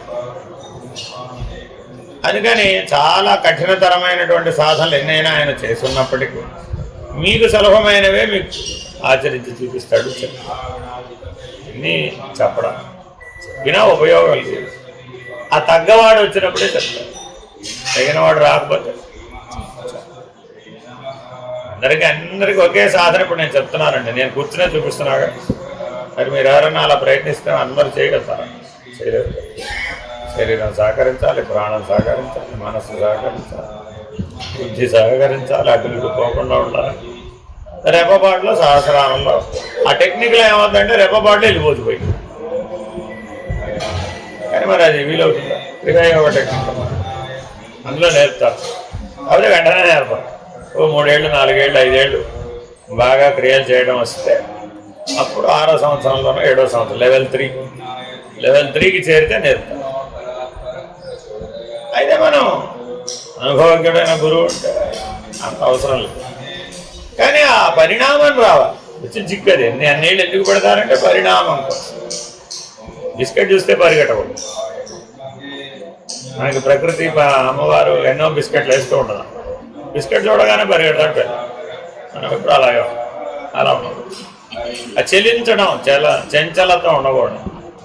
చంచలత్వం ఉండి వేస్తే మహాప్రమాదం. చంచలత్వం రజోగుణ ధర్మం ఉండి కనుక ఆ టెక్నిక్ వాడారనుకోండి, ఏదన్నా గేట్ తీయడం రాకపోతే గోవిందు ఇంతే సంగతి, ఐసీలో చేరడం వెళ్ళి. అందుకేనండి ఇస్తాం, మిమ్మల్ని దగ్గరుండి నేర్పం. ఇట్లాంటి విధానం కూడా ఒకటి ఉందని చూపిస్తాం. కొంతమంది చేయగలుగుతారు అనుకోండి, వాళ్ళు చేయమని. రజోగుణ ధర్మం బాగా నిశ్శేషంగా విడమ వెరీ వెరీ కూర్చున్నప్పుడు అక్కడ ఏది పట్టుకోవాలి ధ్యేయ వస్తువులు గమనిస్తూ అన్నారు కదా. ధ్యానంలో 4 గంటలు ఏం చేస్తున్నానో తెలియాలి. ఆకాశ స్థితిలో ధ్యానం అంటే ఆకాశం. జ్ఞాత అంటే ఏమిటి? ఆకాశంలో ఆకాశం, ఆకాశం కాదు అది. ఆకాశంలో ఆకాశం ముందు అక్కడ దాకా రావాలి. కాబట్టి ధ్యానానికి లక్ష్యం ఏమిటి? జ్ఞాతే. జ్ఞాత జ్ఞానం ఒకటి కదా, ఒకటేగా. జ్ఞాత జ్ఞానము గురుమూర్తి ఒకటి కదా. జ్ఞాత జ్ఞానము గురుమూర్తి ఈశ్వరుడు ఒకటి కదా. చూడండి, అందుకని ముందు ఒక పేరు చెప్తాం, తర్వాత ఏం చేస్తాం? ఏం కనబడుతుంది అంట. ఆకాశంలో ఏం కనబడుతుంది? సూర్యుడు కనబడుతున్నాడు. ఏమనాలి? నీకు తెలివి వస్తే, ఆ దర్శనం వస్తే ఏమని చెప్తావు? అది సూర్యుడు కనబడుతున్నాడు, అది నువ్వే అంటాం. అప్పుడు వెంటనే అప్పుడేమై ఆకాశాన్ని గమనించే బదులు సూర్యుని గమనించడం మొదలు. ఆకాశ స్థితి నుంచి ప్రకాశ స్థితికి మారిపోయి మరి ధ్యానం ఉపయోగం కాదా? ఉపయోగమే. కానీ ఎప్పుడు అది జ్ఞానంగా మారిపోయినప్పుడు సూర్యస్థితిలోకి చేరుకున్నాడండి, ప్రకాశమే నేనన్నాడు. అప్పుడు ధ్యానమా జ్ఞానమా? జ్ఞానం. ఆ ప్రకాశం సర్వవ్యాపక ప్రకాశం అయిపోయిందండి, ఆత్మజ్ఞానం. అది ఆత్మజ్ఞానం ఎలా తెలియాలి? అంతటా ఉన్న ప్రకాశాన్ని, అందరిలో ఉన్న ప్రకాశాన్ని చూడాలి. అప్పుడు అందరిలో ఉన్న నిన్ను చూడడం తెలుసు. నువ్వు ప్రకాశమే అయ్యి ఉంటే అందరిలో కూడా ఏముంది? వాళ్ళు తెరిచిన ప్రకాశమే, మూసిన ప్రకాశం. నేను అన్నపూర్ణ గారు ఏమంటారు వచ్చి, నేను కళ్ళు మూస్తే విపరీతమైన ప్రకాశం అండి బాబు, కళ్ళు తెరవలేరు. కళ్ళు తెరవలేదు అంతే, రోజంతా కళ్ళు తెరవలేదు. ఎందుకు కళ్ళు తెరవలేదు? ఎప్పుడూ ప్రకాశమేనండి బాబు. అప్పుడు అసలు నాకేం గుర్తుండదండి, రైటా లెఫ్ట్ అంటే నాకు తెలియదు. అందుకని ఇంట్లోంచి కదలదాం. చూడండి, మరి మూమెంట్స్ ఆగిపోయినాయా పెరిగినాయా? అదే సహజం అయిపోతే అప్పుడు ఈ సమస్యలే. కానీ సాధన స్థితిలో ఉన్నప్పుడు ఎన్నో పరిణామాలు, సిద్ధస్థితికి వచ్చేస్తే సహజం. ఇట్లా ఎప్పటికైనా మనం జ్ఞానంలోనే సహజమయ్యే అవకాశం, ధ్యానంలో సహజమయ్యే అవకాశం. అప్పుడు ఎప్పటికైనా ధ్యానం ఏమవ్వాలి? జ్ఞానంగా పరిణామించాలి. వస్తే అప్పుడు ఆత్మ బ్రహ్మ పరం జ్ఞానంతో నిర్ణయం చేయగలమే కానీ ఆత్మ బ్రహ్మ పరబ్రహ్మలను ధ్యానంతో నిర్ణయించాలి. లోపల కనబడుతుంది ప్రకాశం, బయటకి చేయగా బయటకు కనబడుతుంది. అంతా నువ్వే ఉంటావు. అలా చేయగా ఇప్పుడు ప్రకాశమే ఉండాలా. అప్పుడు ఇంకేమేమి పోయినాయి? స్థూల జగత్తు పోయింది, సూక్ష్మ జగత్తు పోయింది, కారణ జగత్తు. ఆ మూడు పోగొట్టుకోవాలి ఆ ప్రకాశ దర్శనం. అప్పుడు పదార్థమయ జగత్తు అప్రధానం, భావనామయ జగత్తు అప్రధానం, అజ్ఞానయుతమైన కారణ జగత్తు ఈ అప్రధానం. లేకుండా పోతే ఏ గుర్తించలేడుగా. ఉందా లేదా, కావాలా వద్దా, అసలు ఈ మీమాంసలే ఉండవు, ద్వంద్వానుభవాలు ఏమి ఉండవు. జ్ఞానంలో ద్వంద్వానుభవాలు ఉండవు. ఈ 12 గంటలు దాన్ని గుర్తించాలి, అంటే ప్రకాశాన్నే గుర్తించాలి. అప్పుడేమైంది? ధ్యానం జ్ఞానంగా మారింది. ఒక్కసారి నువ్వు ప్రకాశ దర్శనంలో నిలకడ చెందడం వచ్చేసింది అనుకోండి, ఇంకా అప్పుడు తత్వం నెక్స్ట్ లెవెల్. అప్పటిదాకా ఈ కుస్తీ పట్టాల్సింది. జ్ఞానం కాసేపు, జ్ఞానం కాసేపు, జ్ఞానం ధ్యానం, జ్ఞానం ధ్యానం. ఎక్కువ దిగుతూ ఉంటాడు, ఎక్కువ దిగుతూ ఉండాలి. మరి ఎందుకని? కర్మశేషం మిగుల్చుకోకూడదు. కిందన్న చక్రాలలో ఎక్కడా కూడా కర్మశేషాన్ని మిగుల్చుకోకూడదు. అన్నీ ప్రకాశంలో కలిసిపోవాలి. అంత ఉన్నది ప్రకాశమే అంటే మూలాధారం ఎక్కడ చెప్తుంది? ఉన్నది ఆదిశక్తి అని అంటుంటే మళ్ళీ ఇచ్చాక్రియ జ్ఞాన శక్తులు ఎక్కడ రావిగా. త్రిశక్తులు త్రిమూర్తులు ముల్లోకములు కలిసిపోయినాయి ప్రకాశం. అప్పుడు ఉన్నది ఎవరు? బ్రహ్మమే. ఉన్నదేమిటి? ఆత్మ ప్రకాశమే. ఇచ్చినప్పుడు సూక్ష్మ శరీరం అది ఇవన్నీ సూక్ష్మ శరీరంలో కూడా ఉంటాయి. మహాకారణంలో ఏమున్నాయో ఇవన్నీ సూక్ష్మ శరీరంలో కూడా ఉంటాయి. కాబట్టి ధ్యాన అనుభవాలుగా ఇవన్నీ కనబడతాయి. అందుకని ఈ ప్రపంచంలో ధ్యానం చేసేవాళ్ళందరూ ఇవే అనుభవాలు చెప్పి ఇది అది ఓటేనంట. ఇది అది ఓటే. ఎప్పుడు కరెక్ట్? కర్మానుభవం వచ్చినప్పుడు. అంతా ఒకటే అన్నప్పుడు అలాగా అమ్మవారు రియాక్ట్ అవ్వడం మొదలుపెట్టింది. అప్పటి వరకు వదిలిపెట్టింది. అప్పటి వరకు ఆవిడకి పని లేదు. అవునా కదా? తల్లి పిహెచ్డి చేసిందండి. పిల్లవాడికి ఏం నేర్పాలి? అక్షరాభ్యాసం, అక్షరాలేగా నేర్పాల్సింది. PhD నేర్పచ్చుగా direct. కుదరదా? కుదరదా? ఆవిడ పిహెచ్డి జ్ఞానం పనికిరాదా? ఎందుకు పనికిరాదు? వాడు ఎదిగి వచ్చేస్తాడు, ఈజీగా వచ్చేసాడు. ఇప్పుడు పిహెచ్డి లెవెల్లో మాట్లాడడం మొదలు పెడుతుంది. అమ్మకి ఇవన్నీ తెలుసురా బా అనుకో. ఇప్పటివరకు ఏం తెలియదు అనుకున్నాను, ఏబిసిడీలే వచ్చి అనుకున్నాను నేను. నాకు చిన్నప్పుడు అమ్మ ఏబిసిడీలే, మా అమ్మకు కూడా అయ్యే వచ్చి అనుకున్నాను. తర్వాత చూడండి, ఈ పిహెచ్డీ చదువుకునేవాడు నీకేం తెలియదు మాట్లాడు. సరేలేరా అలాగే అన్నది. అందుకని ధ్యానం చేసినప్పుడు ఎంతసేపు కూడా అమ్మవారు సైడ్ అయిపోయి ఉంటుంది అనమాట. అందుకని ఈ ధ్యానం చేసేవాడు ఏమంటాడంటే అంతా నాకే తెలుసు అంటాడు. ఈ ధ్యానంలో ఈ గొడవడు. ఎప్పుడైతే అమ్మవారు ప్రత్యర్థిగా నిలబడిందో అప్పుడు అనేక జన్మార్జితమైనటువంటి సంచితం అనే గేడు తెరవదు. తెలిస్తే ఏమవుతుంది? ప్రారంభకర్మ మారిపోతుంది. అనుకోని సంఘటన, ఊహించని మనుషులు, ఎక్కడెక్కడ వాళ్ళు, ఎక్కడెక్కడ పరిస్థితులు, నీకు అసలు తెలియదు జీవిత గమనం ఎలా పోతుంది. నీ చేతిలో ఉండనే ఉండవు. ఆవిడ ఇష్టం ఉండిపోతుంది. అంతే. నువ్వేం చేస్తావు అప్పుడు? ధ్యానమా జ్ఞానమా? అప్పుడు తేలిపోతుంది ధ్యానమో జ్ఞానమో. కానీ అప్పుడు అనుభవం వచ్చినప్పుడు ఈ ధ్యానం చేసిన వాడు నిలబడలేడు, వెలవెల్లాడిపోతాడు. ఎందుకంటే మరి జ్ఞానం లేదు కాబట్టి జ్ఞానం ఉండదు, అసలు స్ఫురించదు. ఎందుకంటే ఎప్పుడూ మనోబుద్ధుల మధ్యలోనేగా ధ్యానం. చిత్తవృత్తి శూన్యం చేసుకోవాలంటే సమాధి. అహంకార రహితం అవ్వాలంటే జ్ఞానం. చివరి అహంకారం జోలికి వెళ్ళలేవు. వెళ్ళాలంటే జ్ఞానం కావాలి. ఆత్మజ్ఞానాన్ని పెట్టకపోతే అహంకారం విడిచిపెట్ట. కాబట్టి చాలా జాగ్రత్తగా మన పరిణామాన్ని భగవంతుడు అమ్మ రూపంలో, ప్రకృతి రూపంలో, పరమాత్మ రూపంలో ఎప్పుడూ గమనిస్తాడు. ఎక్కడ దాకా వచ్చావు, ఎన్ని గేట్లు దాటావో చూస్తావు. నేను చివరి గేట్ దాటేశాను అంటావు. ఓహో అలాగా, సరే వస్తున్నాను ఉన్నాడు. క్రియాశక్తి దగ్గర పరీక్ష పెడు. దిగాల వద్దా? దిగాలి. కుదరదు. ఆవిడ పరీక్ష పెట్టినప్పుడు నేను దిగానంటే కుదరదు ఎవరు. కానీ ఏ తెలివితో దిగావో చూడమంట. ఇవ్వాల్సిందే, కానీ ఏ తెలివితో దిగావు? ఇప్పుడు ధ్యానమా జ్ఞానమా? ఉంటే, లేకపోతే ధ్యానమే. తెలివికి రెండు స్థాయిలు, ఒకటి ధ్యానం, రెండు జ్ఞానం. జ్ఞానం సహజం, ధ్యానం సాధన. సాధనతో దిగుతాడు. దొరికేవరా బాబు, అంతేనా కదా? ఆ క్రియాశక్తి అనే వలలో చిక్కుకుంటాడు. చిక్కుకొని వెలవెల్లాడిపోతాడు. ఇప్పుడు అడుగుతుంది, ఏం దాటానన్నావు? దాటానన్నావు, ఏది దాటలేదు. ఇప్పుడు మరేం చేస్తావు? ఏం చేస్తావు? పరిణామం చెందాల్సిందే. నేను అన్నీ దాటానని వచ్చింది. అలాగా ఇక పక్కన కూర్చోమని కూర్చుని ఇటు దడు చేశాను అంతే. ఒక రెప్పపాట్లో ఇటు దట అయింది అంతే.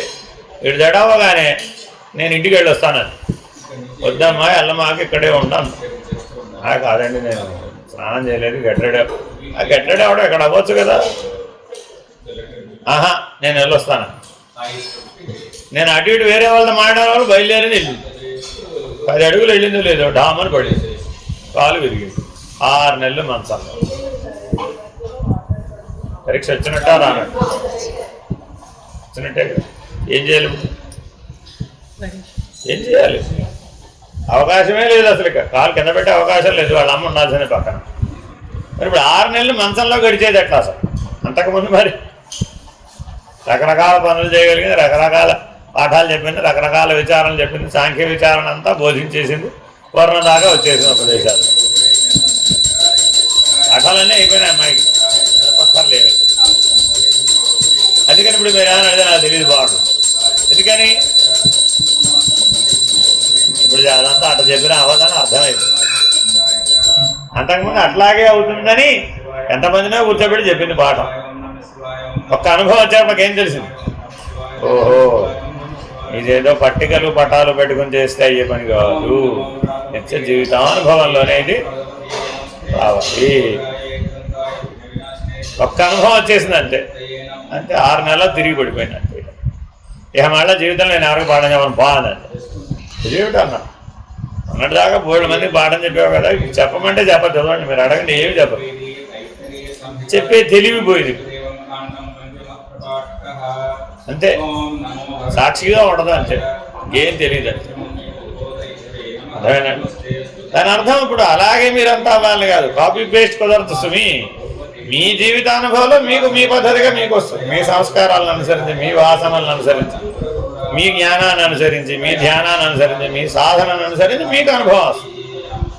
ఇట్లా ఎవరికి వాళ్ళకి, అమ్మాయికైనా అంతే, ఆవిడకైనా అంతే. ఒక్కొక్కరికి ఒక్కొక్క సందర్భం వస్తుందండి. ఆ సందర్భం ఎప్పుడు వస్తుందా నేను ఎదురు చూస్తూ ఉంటాను.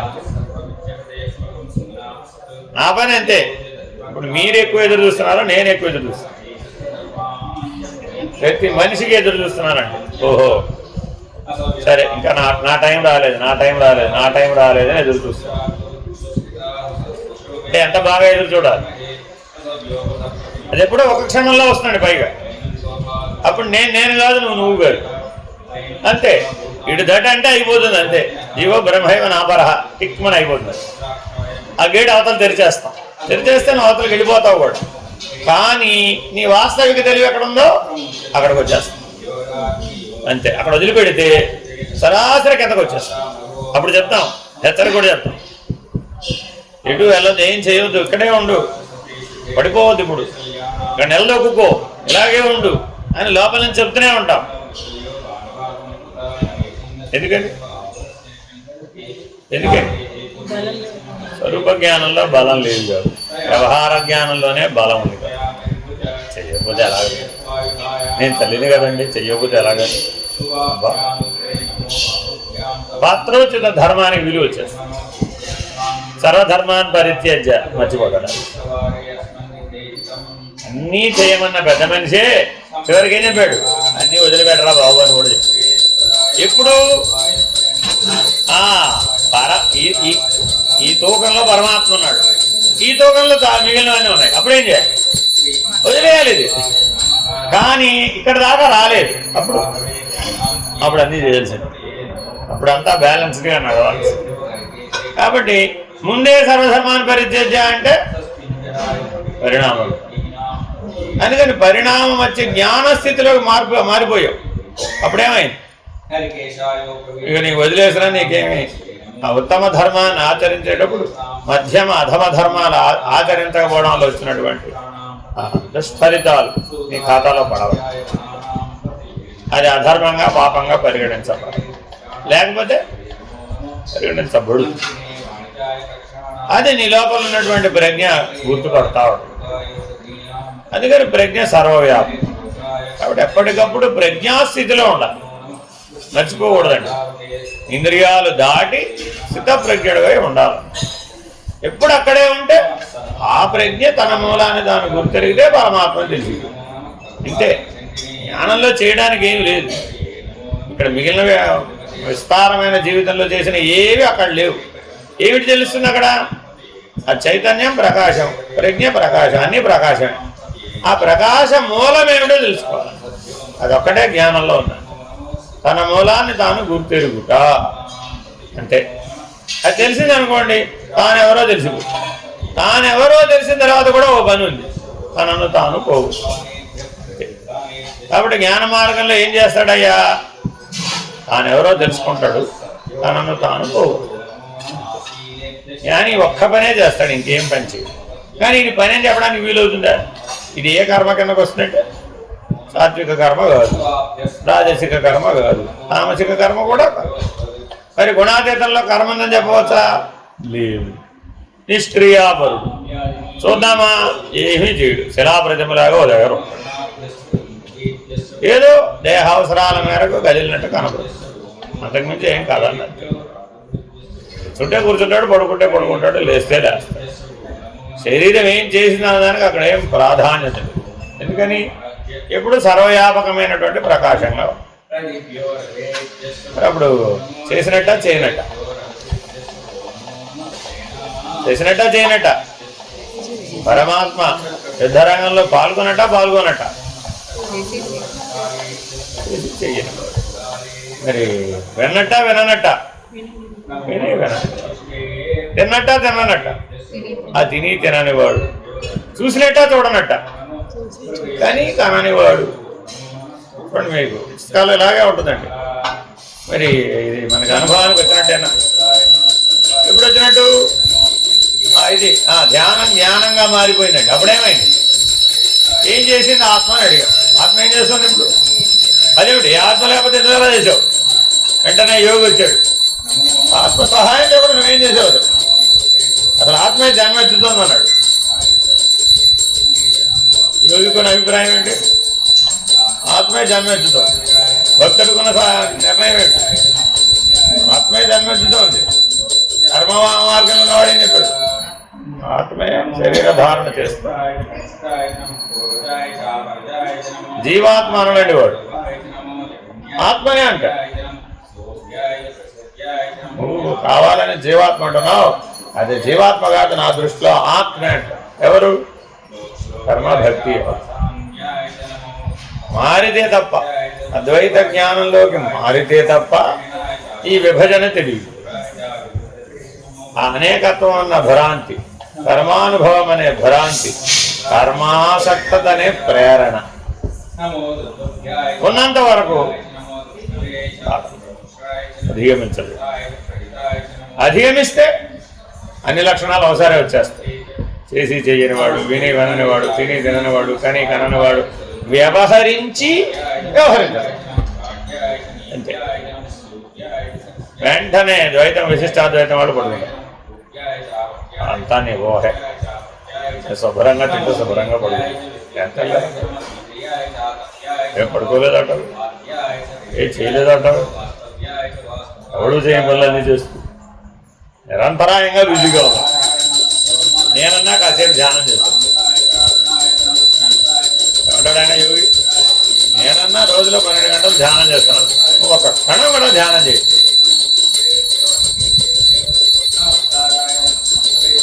ఇది కరెక్ట్, ఇది కరెక్ట్. ఆకాశం ప్రకాశం ధ్యానం చేయాలక్కడ. అంటే ఆకాశంలో ఆకాశం అయిపోయాడు, 25కి చేరిపోయాడు. ప్రకాశం 26కి చేరిపోయాడు. ఇప్పుడు ధ్యానం ఎక్కడ చేయాలి మరి? 24కి వస్తేనే, మెట్టు దిగితేనే, 24కి దిగితేనే. లేకపోతే 26లో ఉన్నాడండి, 26 ఒకటే అయిపోయింది. కాబట్టి 25 ఎవరికైతే దిగిపోయినాయో వాడెవడు? తిని తినని వాడు, చేసి చెయ్యని వాడు, ఉండి ఉండని వాడు. వాడు ఉన్నాడా పోయాడా? ఉండి లేనివాడు. అంతే. 25గా లేడు, ఒకటిగా అది 26 కాదు, ఒకటి. ఎందుకని పై నెక్స్ట్ లెవెల్ ప్రయాణానికి అది ఒకటి. మళ్ళీ ఏం చేసాం? మళ్ళీ ట్రావెల్ మొదలు. బ్రహ్మాండంలో ట్రావెల్. బ్రహ్మాండంలో అది 25. గుర్తుపెట్టుకోండి. ఇక్కడ 26 అంటే అది బ్రహ్మాండంలో 25. మళ్ళా మొదలు. అది సమిష్టి, ఇదేమో వ్యష్టి. ఇప్పుడు సమిష్టి అధిగమనం. అందరిలో అధిగమిస్తాడు. ఎలా అధిగమించాలి? సూర్యప్రకాశం.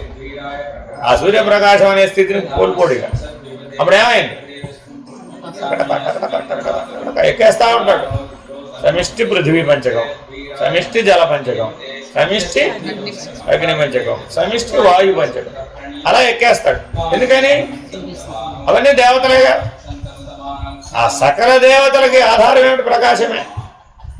ఇప్పుడు ఆ ప్రకాశం నేను ఇప్పుడే ప్రకాశం అన్నాడంటే సదాశివ ప్రకాశం. అంతకుముందు సూర్యప్రకాశం.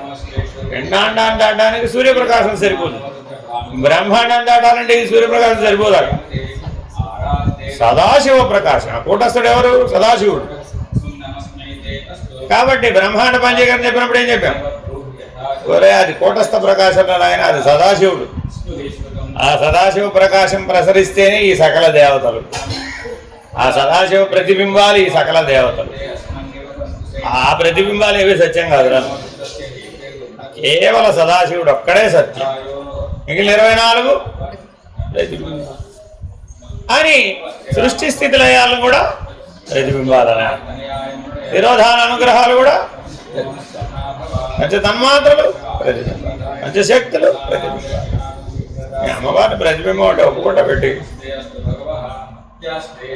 వెళ్ళి అమ్మవారి ఉపాసకులు చెప్పి విషయం ఏమంటారు? ఫుట్బాల్ ఆడి విడిచిపెడతాడు. అసలు మీ అయ్య మా అమ్మ లేకపోతే ఏం చేశాడు? చేత అంటే ఎక్కడికి వచ్చేసాడు? అర్థమైందండి? అది తెలియకుండానే చెప్తుంటాడు. ఇది తెలిసిన వాడికి తెలుస్తుంది. ఓహో వాడు ఎక్కడ మాట్లాడుతున్నాడు, ఇప్పుడు వాడితో మనకెందుకు లేకుండా కదా. అందుకని వీడు ఎవరితో పెట్టుకోండి. ఎక్కువ నారాయణ. కూటస్థుడు ఒక్కడే, వాడు ఎక్కువ నారాయణ. వాడే నారాయణుడు, వాడే సదాశివుడు. ఏం భేదం లేదా? కూటస్థుడి దగ్గర ఈ భేదాలు ఏమీ లేవు. సకల దేవతా భేదములు పోయినాయి, సకల శక్తి భేదములు పోయినాయి, సకల వ్యవహార భేదములు పోయినాయి. ఏ వ్యవహారములు? సృష్టి స్థితి లయ తిరోధాన అనుగ్రహంలో అనేటటువంటివే పోయి. ఇప్పుడు వాడి దగ్గరకు వచ్చి ఇంతకన్నా ఉన్నావా పోయావా అని అడిగితే ఏం చెప్తాడు? ఉన్నట్టా పోయినట్టు. నువ్వు ఎక్కడ ఉన్నావని అడుగుతున్నావు, ఎక్కడ పోయావని అడుగుతున్నావు? ముందని చెప్పండి. సప్తధాతు నిర్మిత శరీరంగా ఉన్నట్టా పోయినట్ట? ఏమో. సూర్యప్రకాశంగా ఉన్నట్టా పోయినట్ట? ఏమో. ఎందుకని? కూటస్థుడు స్పందించడు. కూటస్థమచలం ధ్రువం. అంతే వాడి లక్షణం. ఇంకేం ఉండదు వాడి దగ్గర. ఎక్కడ దాకా ఉన్నాడు? సృష్టి, స్థితిలయ, విస్తీర్ణ, ఆకర్షణలని 5 సమిష్టిలో జరుగుతూ ఉంటుంది. చూసుకో, వాడికి తెలుస్తుంది. ఇక్కడ స్థూల జగత్తులో నీ కళ్ళ ముందో లేకపోతే సూక్ష్మ జగత్తులో ఏదో ఎన్నాళ్ళ వ్యవహారంలో జరిగే వాటికి స్పందించడం కాదు. బ్రహ్మాండంలో వచ్చే మార్పులకే వాడు స్పందించు. బ్రహ్మాండ ప్రళయం జరిగినా అది కూటస్థమచలం. మరి ఇప్పుడు మనం ఎక్కడ కదిలిపోదాం. కాబట్టి కూటస్థుడు అంటే ఏమిటి? కదలిక లేనివాడు. సృష్టి అనే కదలిక లేదు వాడు. ఆ స్థాయికి చేరుకున్న వాడికి పైకి చూడడం వస్తుంది. అప్పుడు వాడికి వచ్చాడు గురువు మాట. తత్పరం చావలోకయేత. కూటస్థమే తత్పరం. ఈ జ్ఞాత త్వం పదం. జ్ఞాత ఏమిటి? త్వం పదం. కాబట్టి తత్వమసి మహావాక్యం చెప్పాలంటే కూటస్థ అనుభవం కోసం జీవించేవాడే ఉండాలి. ఆ కూటస్థ నిర్ణయం కోసం జీవిస్తున్నానన్న స్థాయికి నువ్వు వస్తే తప్ప తత్వమసి మహావాక్యం పంచు. జ్ఞాత వరకే ఉండి నన్ను ఇంకా తత్వమసి చెప్పలేదండి అన్నావు. నీకేం కావాలన్నా? ఏం కావాలంటే నాకేం అక్కర్లేదండి, నేను ఆల్రెడీ 24 దాటిసేగా, నేను ధరించేసేగా, నేను జ్ఞానమేగా, నేను జ్ఞాతనేగా, నేను సాక్షినేగా, నాకు మీకేం భేదం లేదుగా. గురుమూర్తి ఇక్కడ కూడా అదే గురుమూర్తిగా, ఏం భేదం లేదు. నాకు ఈశ్వరుడు కూడా భేదం, నేను జీవుడు కాదు అంటే కరెక్టేగా. ఆకాశం ప్రకాశం ఇక్కడ కూడా. కానీ ఇదేమిటి? సూర్య. ఆ మాట వాడికి తెలియదు. అందుకని బ్రహ్మాండ పంచీకరణ తెచ్చి పిండాండ స్థితిలో ఉన్నవాడికి చెప్పేసామనుకోండి, కన్ఫ్యూషన్. కానీ మరి కూటస్థుడు నేను అన్నవాడికి కలిపి చెప్పాలవుతా? మరి కలిపి చెప్తేనే 49 దిగిపోతుంది. అందుకని అచల సిద్ధాంతం దగ్గరికి వెళ్ళారనుకోండి, ఇన్ని పంచీకరణ పటాలు ఉండేవాడు, అంతా కలిపి హోల్సేల్గా ఉండేవాడు. ఎందుకని అక్కడ కూటస్థుడితో సహా వదిలేదు. అక్కడ 4 మాటలే ఉంటాయి. బ్రహ్మణోర్ అవ్యక్త, అవ్యక్తాన్ మహత్, మహదోర్ మహ. అసలు మహదహంకారమే లేదు. మహదహంకారం మలిన ఎరుక. అక్కడ ఏం చెప్పారు? 4 మాటలు చెప్పారు. ఒకటేమిటి? మలిన ఎరుక, తర్వాత మిశ్రపుడు ఎరుక, ఆ తర్వాత శుద్ధ ఎరుక, విడిస్తే లేని ఎరుక. ఫినిష్. 4 మాటలు అక్కడ. అక్కడ మళ్ళీ అంతా కూర్చోబెట్టి పంచీకరణం అంతా నానా యాగి చేసేదంతా బోధించడమే ఉండదు. మహదహంకారం మలిన ఎరుకరా బాబు అంటాడు. ఒక మాట అంతే, అంతా మౌనమే. ఎప్పుడో ఒక సందర్భం వచ్చినప్పుడు అది మలిన ఎరుక కదా అంటారు. అది విడిపించుకొని రావాలి, దాటి రావాలి. మళ్ళీ వచ్చావు, అప్పుడేమన్నాడు? అది మిశ్రమం కదా అంటారు. ఏమిటది? మహత్. మహత్ మిశ్రపుడు ఎరుక అంతే. మళ్ళీ ఇడిపోయాడు, మళ్ళీ ఎప్పుడో వస్తాడు. అంటే ప్రతిసారి అక్కడి నుంచి కిందకి దిగాలి. ఈ 50లోకి ఆ తెలుగులో దిగాలి, కాదని ఎక్కాలి. మొదటి వచ్చినప్పుడు ఎలా వచ్చాడు? ఉన్నది ఇది ఉన్నది, ఇది ఉన్నది, ఇది ఉన్నది అంటూ వచ్చాడు. దాని అధిష్టానాశ్రయ పద్ధతి అంట, అతీత పద్ధతి అంట. ఇది ఉన్నది, ఇది ఉన్నదంటూ కూటస్థుడి దాకా ఎక్కాడు. ఇప్పుడు పైన 4 తేలాలంటే ఇది లేనిది, ఇది లేనిది అంటే ఎక్కాలి. ఎక్కడ దాకా దిగాలి? శాంతం పిండాండంలో పృథ్వీలో పృథ్వీ దాకా దిగాలి. ఈ 50 అవతలకి వెళ్ళాలి. 50 అవతలకి వెళ్తే 51 అనాలి అవుతాయి. అసలు లేకనే పోతే 51 ఒకటే లేదు ఇప్పుడు అక్కడ.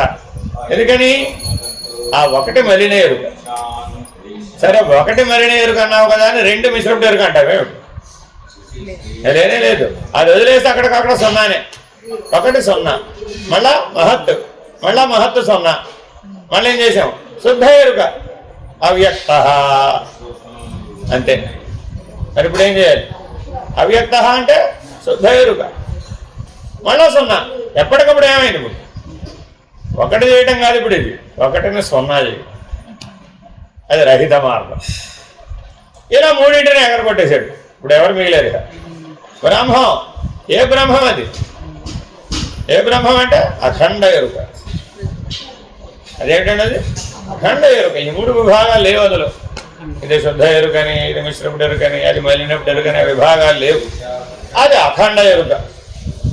ఇప్పుడు చెప్పాడు సూచన ఏమిటి? మూలాన్ని గుర్తెరిగే శరీరం ఏది లేదు, ద్వాదశి షోడశి పంచదశి విడిపించడానికి చెప్పాడు. అఖండ ఎరుకని విడిపించడానికి త్రయమంత్రం అంటారు, రహస్యత్రయమంత్రం. ఎవరికి చెప్పారు? ఇప్పుడు మహదహంకారం లేదు, మహత్తు లేదు, అవ్యక్తం కూడా లేదు, కేవల బ్రహ్మ, కేవల ఎరుక, కేవల ఎరుకే అఖండ ఎరుక అంతే. ఇంకేం లేదు అక్కడ, అసలు విశ్వమే లేదు, బ్రహ్మాండమే లేదు, పెన్నాడం అసలు లేనే లేదు. లేదని చెప్పడం తప్ప వేరే పనే లేదు అసలు. ఎంతసేపు లేదు లేదు లేదు లేదు లేదు లేదంతే, మాటికి లేనే లేదు. ఇప్పుడు నిర్ణయం అవ్వాలంటే ఏం చేయాలి? ఆ బ్రహ్మం అనే దాన్ని విడిపించాలి, అది లేని ఎరుక అయిపోదాం. అవ్వాలంటే ఏం చేయాలి? అప్పుడు మొదలచలమును ఎరిగించదు, విదితముగా లేని ఎరుక వివరించదా, తుదకు ఎరుక విడిపించదా అని గురువు గారు వాగ్దానం చేశారు. శిష్యుడు అడగలేదు సుమి, ఆ అఖండ ఎరుకగా వచ్చాడు. వచ్చేమన్నాడు? దాని చేత ఘోర సంసార బాధను అనుభవించలేకపోతుంది. అది కన్నార్థంలో మంది ఘోర సంసార బాధను అనుభవించలేక దయతో విడిపింపుమని శరణాగతుడైన శిష్యుని చూచి కరుణచే ఎరుక విడిపించునని వాగ్దానం చేసి అంతే. దేని చేత బాధించబడాలంటే ఇప్పుడు నువ్వు ఈ 50 కాదు, ఆ పైన ఏది అవ్యక్తమున కావాలన్నదో, ఏది అసిపదమై ఉన్నదో దాని చేత నువ్వు బాధించబడాలి. అప్పుడు వస్తావుట. అవ్యక్తాన్ని కావాలా? బ్రహ్మణారు అవ్యక్త కదా, మరి ఆ అవ్యక్తం కూడా ఎగిరిపోయింది. ఏ అవ్యక్తం ఎగిరిపోయింది? ఇప్పుడు దేంట్లో అనంత విషయం వచ్చిందో అదంతా పోయింది. ఇప్పుడు మరి అజం అంటానికి ఎప్పుడన్నానంటావు? అజం కూటస్థుడి దగ్గర అనేస్తాం.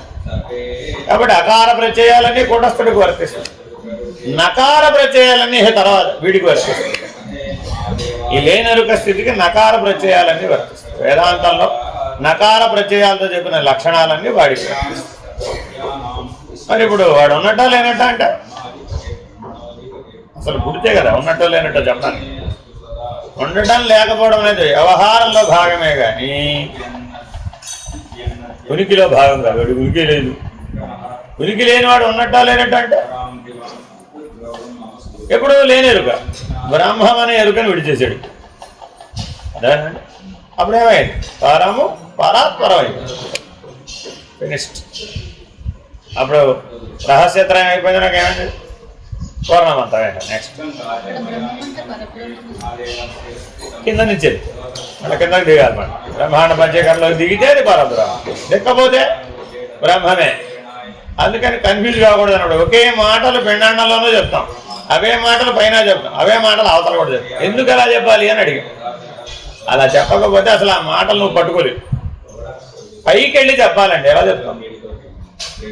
అక్కడికి వెళ్ళినాక నీకు వినటానికి ఇంద్రియాలు లేవు, చెప్పడానికి నాకు ఇంద్రియాలు లేవు. అది ఎలా చెప్పాలి? అప్పుడు ఇంత విచారణ చెప్పాలంటే కూటస్థ స్థితిలో వీలవుతుందా? కాబట్టి విచారణ అంతా ఎక్కడ చెప్పేస్తున్నాం? జ్ఞాన దగ్గరే చెప్పేస్తున్నాం, ఆ చివరి దాకా. అవ్వాలా వద్దా? మరి అవ్వాలా వద్దా? ఏ విచారణతో అయిపోయింది కదా, నీకు అవ్వలేదు కదా, నీకు అవ్వలేదు కదా. ఇప్పుడు అక్కడ దాకా నేర్చుకొచ్చింది, పూర్ణం ఇచ్చేసారు ఆవిడ. ఏమిటి పూర్ణమంత్రం? ఎరుక విడిచేస్తే పూర్ణంజోలకి, ఆర్ద్రంజోలకి. ఎక్కడుందిరా బాబు, అంతా దగ్ధం అయిపోయినాడు అంటే అది పూర్ణమంత్రం. ఎలా లేదంటే ఎరుక దగ్ధం అయిపోయింది. ఎండ బ్రహ్మాండములందు ఉన్న అహం అనే ఎరుక దగ్ధం. అందుకని అఖండ ఎరుకకు నిర్ణయం ఏం చెప్పారు? పిండములోని అహం, బ్రహ్మాండములోని అహం, ఈ 4 చేరుక అఖండంబో ఎరుక కదరా మాయన్న, అది లేనిది కదరా అన్న. అయిపోయింది. ఓ మాటతో చెప్పేసాడు అంతే. గురువుగారు లేనిది అనగానే శిష్యుడు కూడా లేనిది అయిపోవాలట అంతే. ఆయన అంటాం ఆలస్యం అయిపోతుంది అంతే. అదిగో బయలు అని మౌనవ్యాఖ్యగా చెప్పాడట. మాటలతో చెప్పలేదు, అదిగో బయలు అని మౌనవ్యాఖ్యగా చెప్పాడు. ఏమైంది? ఇప్పుడు కనపడింది అంతే, దర్శనం అయిపోయింది అంతే. చూసావా అన్నాడు, చూశాను అన్నాడు. మూలం ఉందా అన్నాడు. ఎక్కడ? మౌన వ్యాఖ్యగా. ఏ మౌనం? ఈశ్వరీయ మౌనంలో. ఉన్నావా అంటే లేనన్నాడు. అంతే, అంతే, ఫినిష్డ్. ఉన్నట్టా లేనట్ట? ఇప్పుడు ఉన్నట్టా లేనట్ట? ఉనికే లేదు. ఉనికే లేనివాడు ఉన్నట్టా లేనట్ట అంటే? కాబట్టి ఉనికిని పోగొట్టుకోవడం అంటే అర్థం ఇది, వ్యవహారాన్ని పోగొట్టుకోవడం అంటే అర్థం ఇది, ఫలితాన్ని పోగొట్టుకోవడం అంటే పిండాండం. శాంత కిందకు వచ్చేసాం. వ్యవహారం అంతా బ్రహ్మాండం, అదేనండి, కదలికంతా బ్రహ్మాండంలో, ఫలితాలన్నీ పిండాండంలో. ఇప్పుడు మనం వ్యవహారం అంటే ఏమనుకుంటాం?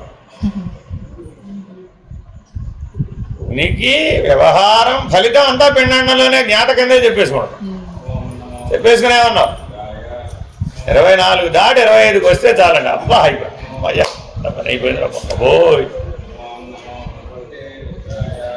జ్ఞానమే, ఎవరు కాదన్నారు? కానీ జ్ఞాన మార్గం అంటే ఎక్కడి నుంచి ప్రారంభమైంది? జ్ఞాతండంతో ప్రారంభమైంది, అయిపోవాలా. అందుకే చూడండి, కింద మీరు పంచీకరణ పటంలో మిగిలిన ఎక్కడా ఈ మాట రాయడండి. జ్ఞానము అన్న మాట ఎక్కడా కింద ఏ భాగంలోనూ రాయడు. ఒక ఆకాశంలో ఆకాశం దగ్గరకు రాగానే జ్ఞాత, జ్ఞానము, గురుమూర్తి. పైకెళ్ళి కూటస్థుడి దగ్గర కూడా అంతే, కూటస్థుడు, జ్ఞానము, గురుమూర్తి. ఇంకెక్కడా రాయడు. ఎందుకని? ప్రత్యేక పరమాత్మలు అభిన్నం. ఆ కూటస్థుడు పరమాత్మ, ఆయన జ్ఞానస్వరూపుడు. ఏ జ్ఞానం? బ్రహ్మాండ జ్ఞానం. ఆయన పని ఏం లేదు, బ్రహ్మాండాలు తిప్పుతూ ఉంటాయి, ఇటు చెట్టు అటు చెట్టు తిప్పుతూ ఉంటాయి ఆయన పని. వంతులాట వల్ల ఆడుతున్నట్ట విశ్వంలో. ఒక మాట చెప్తాడు అన్నాడు, పరమాత్మ అనగా ఏమి అని 8 ఏళ్ల పిల్లాడు అడిగాడు. వాడికి ఏం తెలుసు? బంతులాట తెలుసు వాడు. అదే ఉపమానాన్ని పట్టుకుని తాతగారు చెప్పాడట, నువ్వు బంతులు ఆడుతున్నావే అలాగా సూర్యుడిని బంతి ఆట ఆడుతున్నట్ట పరమాత్మ. సూర్యుడు తెలుసా తెలుసా వాడికి? ఇప్పుడు బంతి తెలుసా తెలీదా? ఇప్పుడు తాతగారు చెప్పినట్ట చెప్పనట్ట?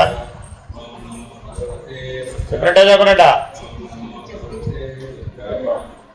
నువ్వు బంతులు ఆడుతున్నావే, పరమాత్మ సూర్యుడిని బంతి ఆట ఆడు. సత్యమా? సత్యమా? సత్యమే. కానీ 8 ఏళ్ల పిల్లవాడికి ఎంతకంటే ఏం చెప్తాం? ఎలా చెప్తాం? దానికి సాంఖ్యధార గమనస్కార లైన్లో చెప్తారా?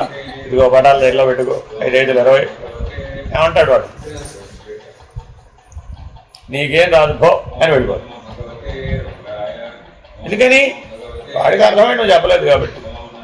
ఎందుకు వాళ్ళు నీకేం రాదు పో అంటున్నారు? వాళ్ళకి అర్థమయ్యేది చెప్పడం రావట్లేదు కాబట్టి. ఏదో ఇంకేం లేదండి, మీకు రాదని కాదు. మీ మనవాళ్ళు కానీ మనవరాళ్ళు కానీ మీకు ఎందుకు రాదంటున్నారు? ఏమీ రాదని కాదు, మీకు ఎన్నైనా వచ్చి ఉండొచ్చు. కానీ వచ్చింది వాళ్ళకి అర్థమయ్యేది చెప్పడం చేత కాదు, ప్రాబ్లం అది.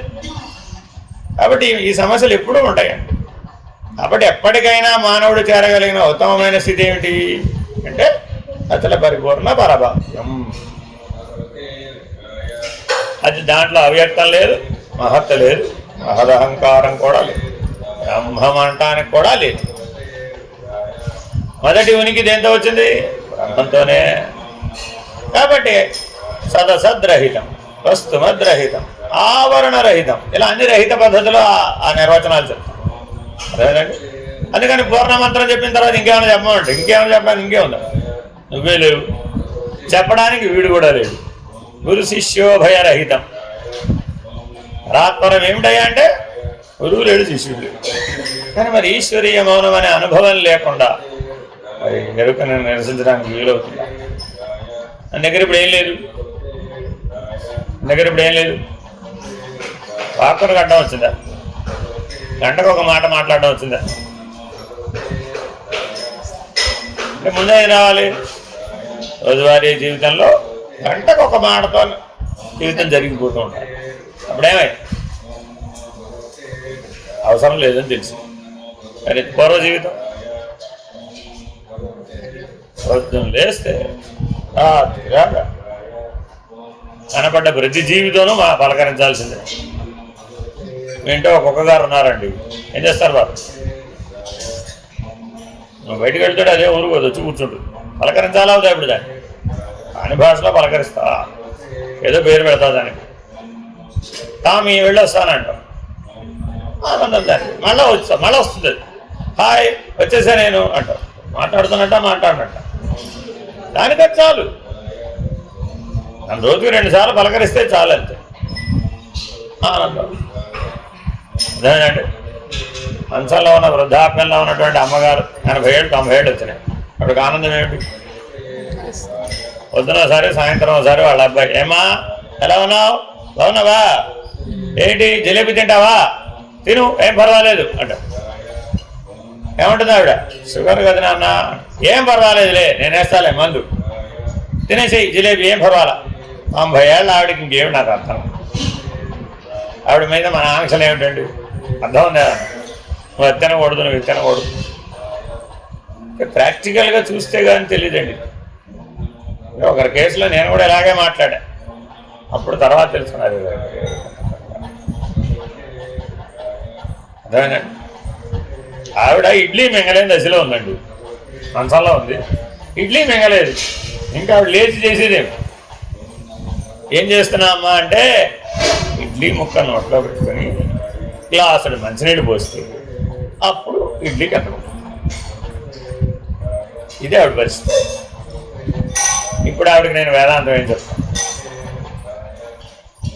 ఏమైనా చెప్పగలవా? ఏ దశకు వచ్చేసింది ఇప్పుడు? ఇటా అట, ఇదేనా కాదా? ఇప్పుడు ఆవిడకి ఏదో వాళ్ళంటో వాళ్ళ కొడుకు బిడ్డో లేకపోతే మనోడి బిడ్డో ఏదో వచ్చింది అనుకోండి, ఏం చేయాలి ఇప్పుడు?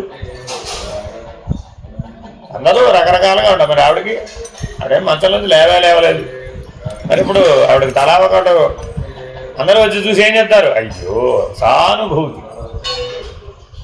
వీళ్ళు సానుభూతి వ్యక్తపరిచినప్పుడల్లా ఆవిడ ఏం చేస్తుంటుంది?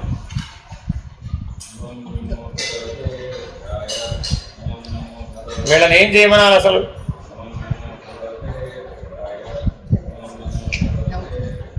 కనీసం లేచి కూర్చోబెట్టే ప్రయత్నం చేయవచ్చుగా.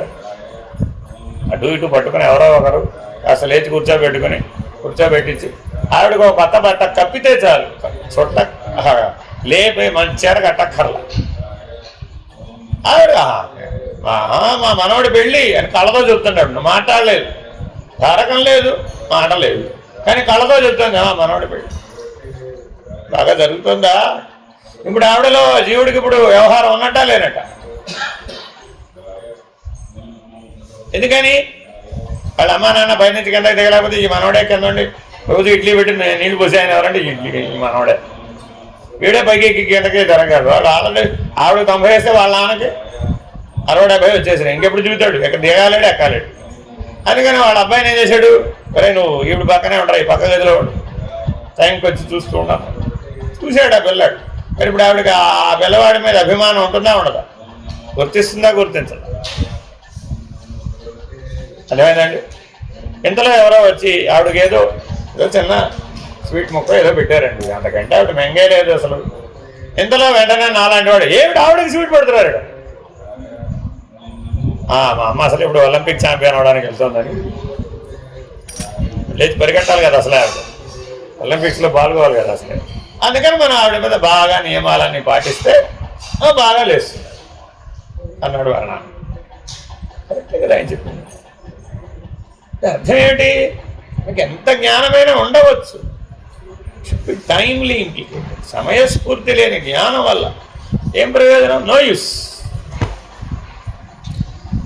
ఈ పరిస్థితులు మీకు ఈ పరిస్థితి ఎందుకు ఉపమానంగా చెప్పానంటే, జ్ఞాన మార్గంలో కూడా మనం ఇలాగే ఉంటాం.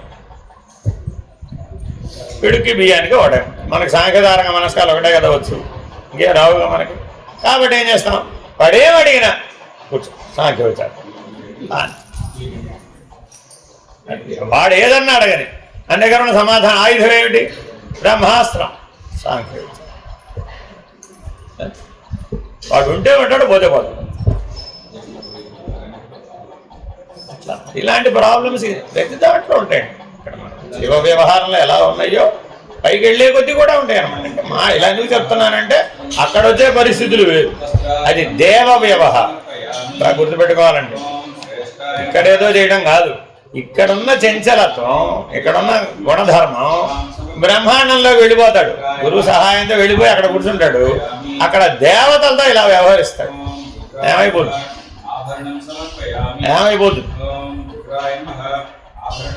ఏమైపోతుంది? పడితే ఎక్కడ పడతాడు? మానవోపాధి లభించదండి. అప్పుడు తిరియ జీవనంలోకి వెళ్ళిపోతుంది సరాసరి. అందుకని పరమాత్మ తస్మాత్ మూఢయోనిషు జాగ్రత్త.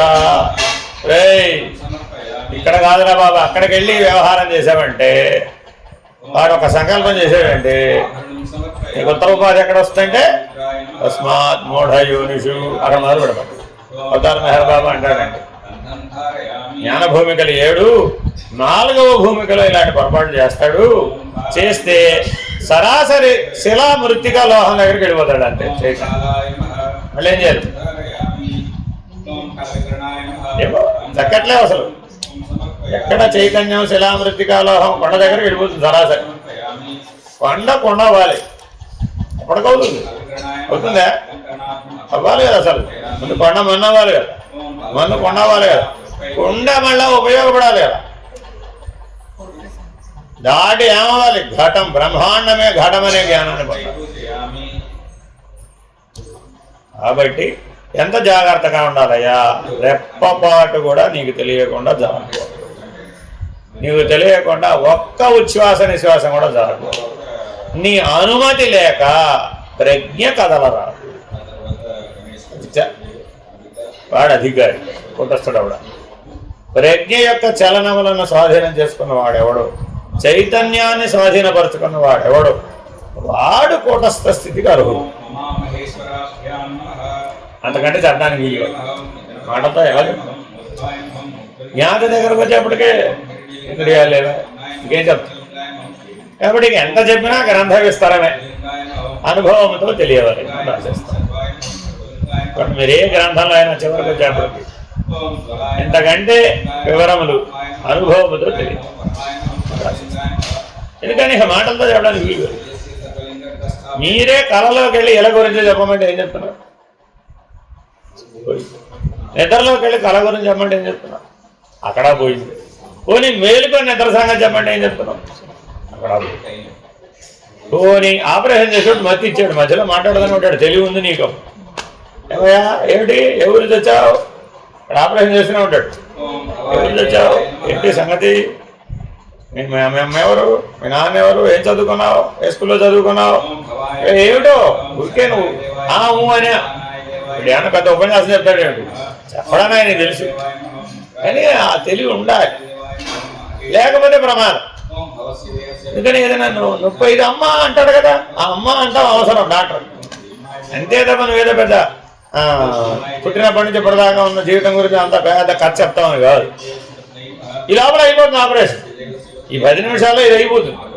Okay you're good, very good, operation is done successful అంటాడు. అట్టే అసలు వీడు ఏం చెప్పాడు ఆయనకు వినిపించుకోలే. ఎందుకని రోజుకో 20 ఆపరేషన్ చేస్తాడు. అయిపోయింది కదా, మర్నాడు మళ్ళా రివ్యూకి వస్తాడు, నర్సును అడుగుతాడు, కేసు ఫైల్ పట్టరా. అదే నన్ను వచ్చారు కదా సార్, చూశారు కదా సార్, నీ పక్కన కేసు అటెండ్ పేషెంట్ అటెండ్ పట్టరా, ఫైల్ పట్టరా. ఫైల్ చూస్తే తప్ప ఈ పేషెంట్ ఎవరో సుబ్బారావు అప్పారావు అని తెలియదు.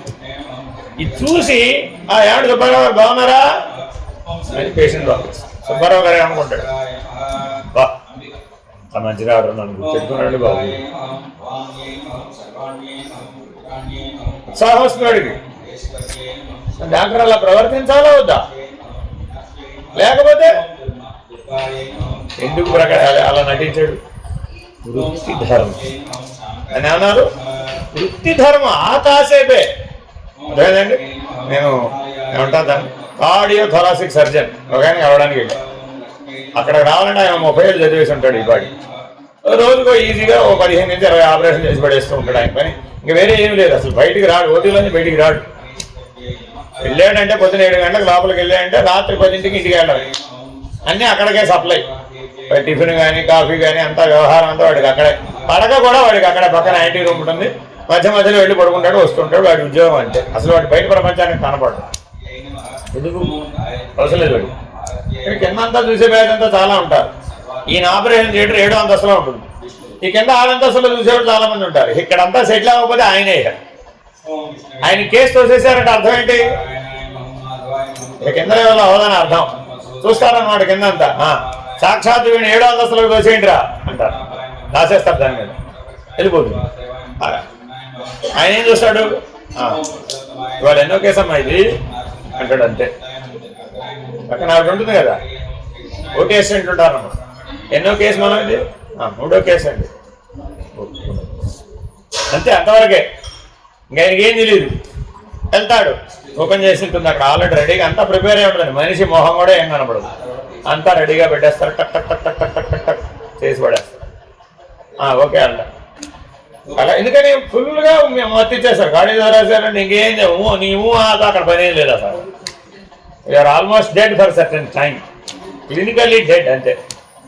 మళ్ళా కొట్టేస్తాడు, అంతా రైట్, ఎవ్రీథింగ్ చూసుకుంటాడు, అన్ని వర్కింగా కాదా, సిస్టమ్ యంత్రం అంతా పనిచేస్తుందా లేదా, వెరీ గుడ్, పంపించండి అమ్మ, పంపించండి, పోస్ట్ ఆపరేటివ్ సెషన్ పంపించేస్తారు. మళ్ళీ ఎప్పుడో రేపు వస్తాలేమ్మా, అంతవరకు ఆయన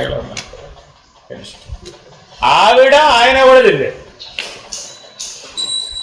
స్త్రీ పురుషుల మధ్యలో గుండెకి ఏం భేదం ఉండదు సుమి, నేను ఉండదు, గుండె దగ్గర వచ్చేప్పటికి ఏం భేదం ఉండదు. ఆయనకి అసలు ఎవరు ఆడపిల్లగా ఆపరేది పురుషుడు, ఆయనకి ఏమి బయట ఉన్న పేషెంట్ ఏంట్లు మాత్రం ఏముండదు. అవన్నీ లెక్కలో తీసుకుంటే వాడు పిచ్చివాడు. సరే, ఇంతకీ ఏమిటంటే వాళ్ళ మేనమామ గారు మాకు మండల ప్రెసిడెంట్, వెళ్ళాం ఏదో పని మీద ఊరు వెళ్ళాం. మా వాడు ఇక్కడే ఉంటాడయ్యా, మనకి ఎట్టకు పని లేదు, 1 గంట టైం ఉంది కదా, వాడిని ఒకసారి పలకరిద్దాం. వాడిని పలకరిద్ది దాదాపు 6-7 ఏళ్ళు అయింది అన్న. ఏం చేస్తాడంటే కార్డియో థొరాసిక్ సర్జన్ 7వ అంతస్తులో ఉంటాడు అన్న. సరే వెళ్ళాము, ఇదే ఆపరేషన్ ఉన్నాను చెప్పారు, చూడండి మీరు వచ్చారని చెప్పాము. ఎవరు వచ్చారు, ఆయన పేరు చెప్తే గుర్తుపడతాడు కదా. సరే వచ్చాడు, తేరాబాయ్ ఎలా ఉన్నావు అన్నాడు. అంతకుమించి ఏంటి, ఇద్దరి మధ్య దాదాపు 40-50 ఏళ్ళ దూరం. అంతకుమించి ఏమంటాడు, ఏముంది పెదనాన్న, మామయ్య అన్న. పొద్దున్నది రాత్రి దాకా కత్తెరలు నెత్తురు, అంతకుమించి ఏముంది, అంత తేలిగ్గా చెప్పాడు. ఎలా ఉందిరా అంటే, ఏముంది పెదనాన్న, కత్తెరలు నెత్తురు తప్ప. సరే అవన్నీ ఎప్పుడు ఉండేవేలే, మన సంగతులు చెప్పాడు. ఈయనేం కనుక్కుందామని అంటాడు, ఆయన సంగతి కనుక్కోడు. ఆయన ఒక మాటతో తేల్చదు పరిస్థితి. ఇంతలో ఏమైంది, ఈయన ఎలాగో వెళుతున్నాడు కదా అని వీళ్ళ ఊళ్ళో ఆయన దగ్గర ఆపరేషన్ చేయించుకున్న వ్యక్తి ఈయన దగ్గరకు వచ్చి చెప్పాడు. ఏమని, ఏదో చెప్పాడు, ఆయనకి ఏదో అలా ఉంది, ఒకసారి మీరు వెళ్తున్నారు కదండి, వీలైతే కనుక్కోండి అని. ఏరా మా ఊరి దగ్గర నుంచి పోయిన నెల నీ దగ్గర ఆపరేషన్ చేయించుకున్నట్రా సుబ్బారావు అట్రా, వాడు మా ఇంటికి వచ్చాడురా నిన్న, వాడికి ఏదో కొద్దిగా ఇబ్బంది ఉందట్రా, ఏం చెప్పి ఏమన్నా రమ్మంటావా వద్దంటావా ఏంటి? ఎవరా సుబ్బారావు? అదేమిట్రా నువ్వే కదరా ఆపరేషన్ చేసింది అన్నాడు. నేను రోజుకి 20 మందికి చేస్తాను ఆయన, నాకు వాడి మొహం కానీ వాడి ఊరు కానీ వాడు స్త్రీయో పురుషుడో కూడా నాకు తెలియదు. నాకేం తెలుసు, వాళ్ళంతా రెడీ చేసి పెడతారు, నేను వెళ్ళక ముందే వాడు అసలు ఎవడో కూడా నాకు ఏం తెలియదు. ఎక్కడ కత్తి పెట్టి కొయ్యాలో అది ఒక్కడే తెలిసినాడు అంతే.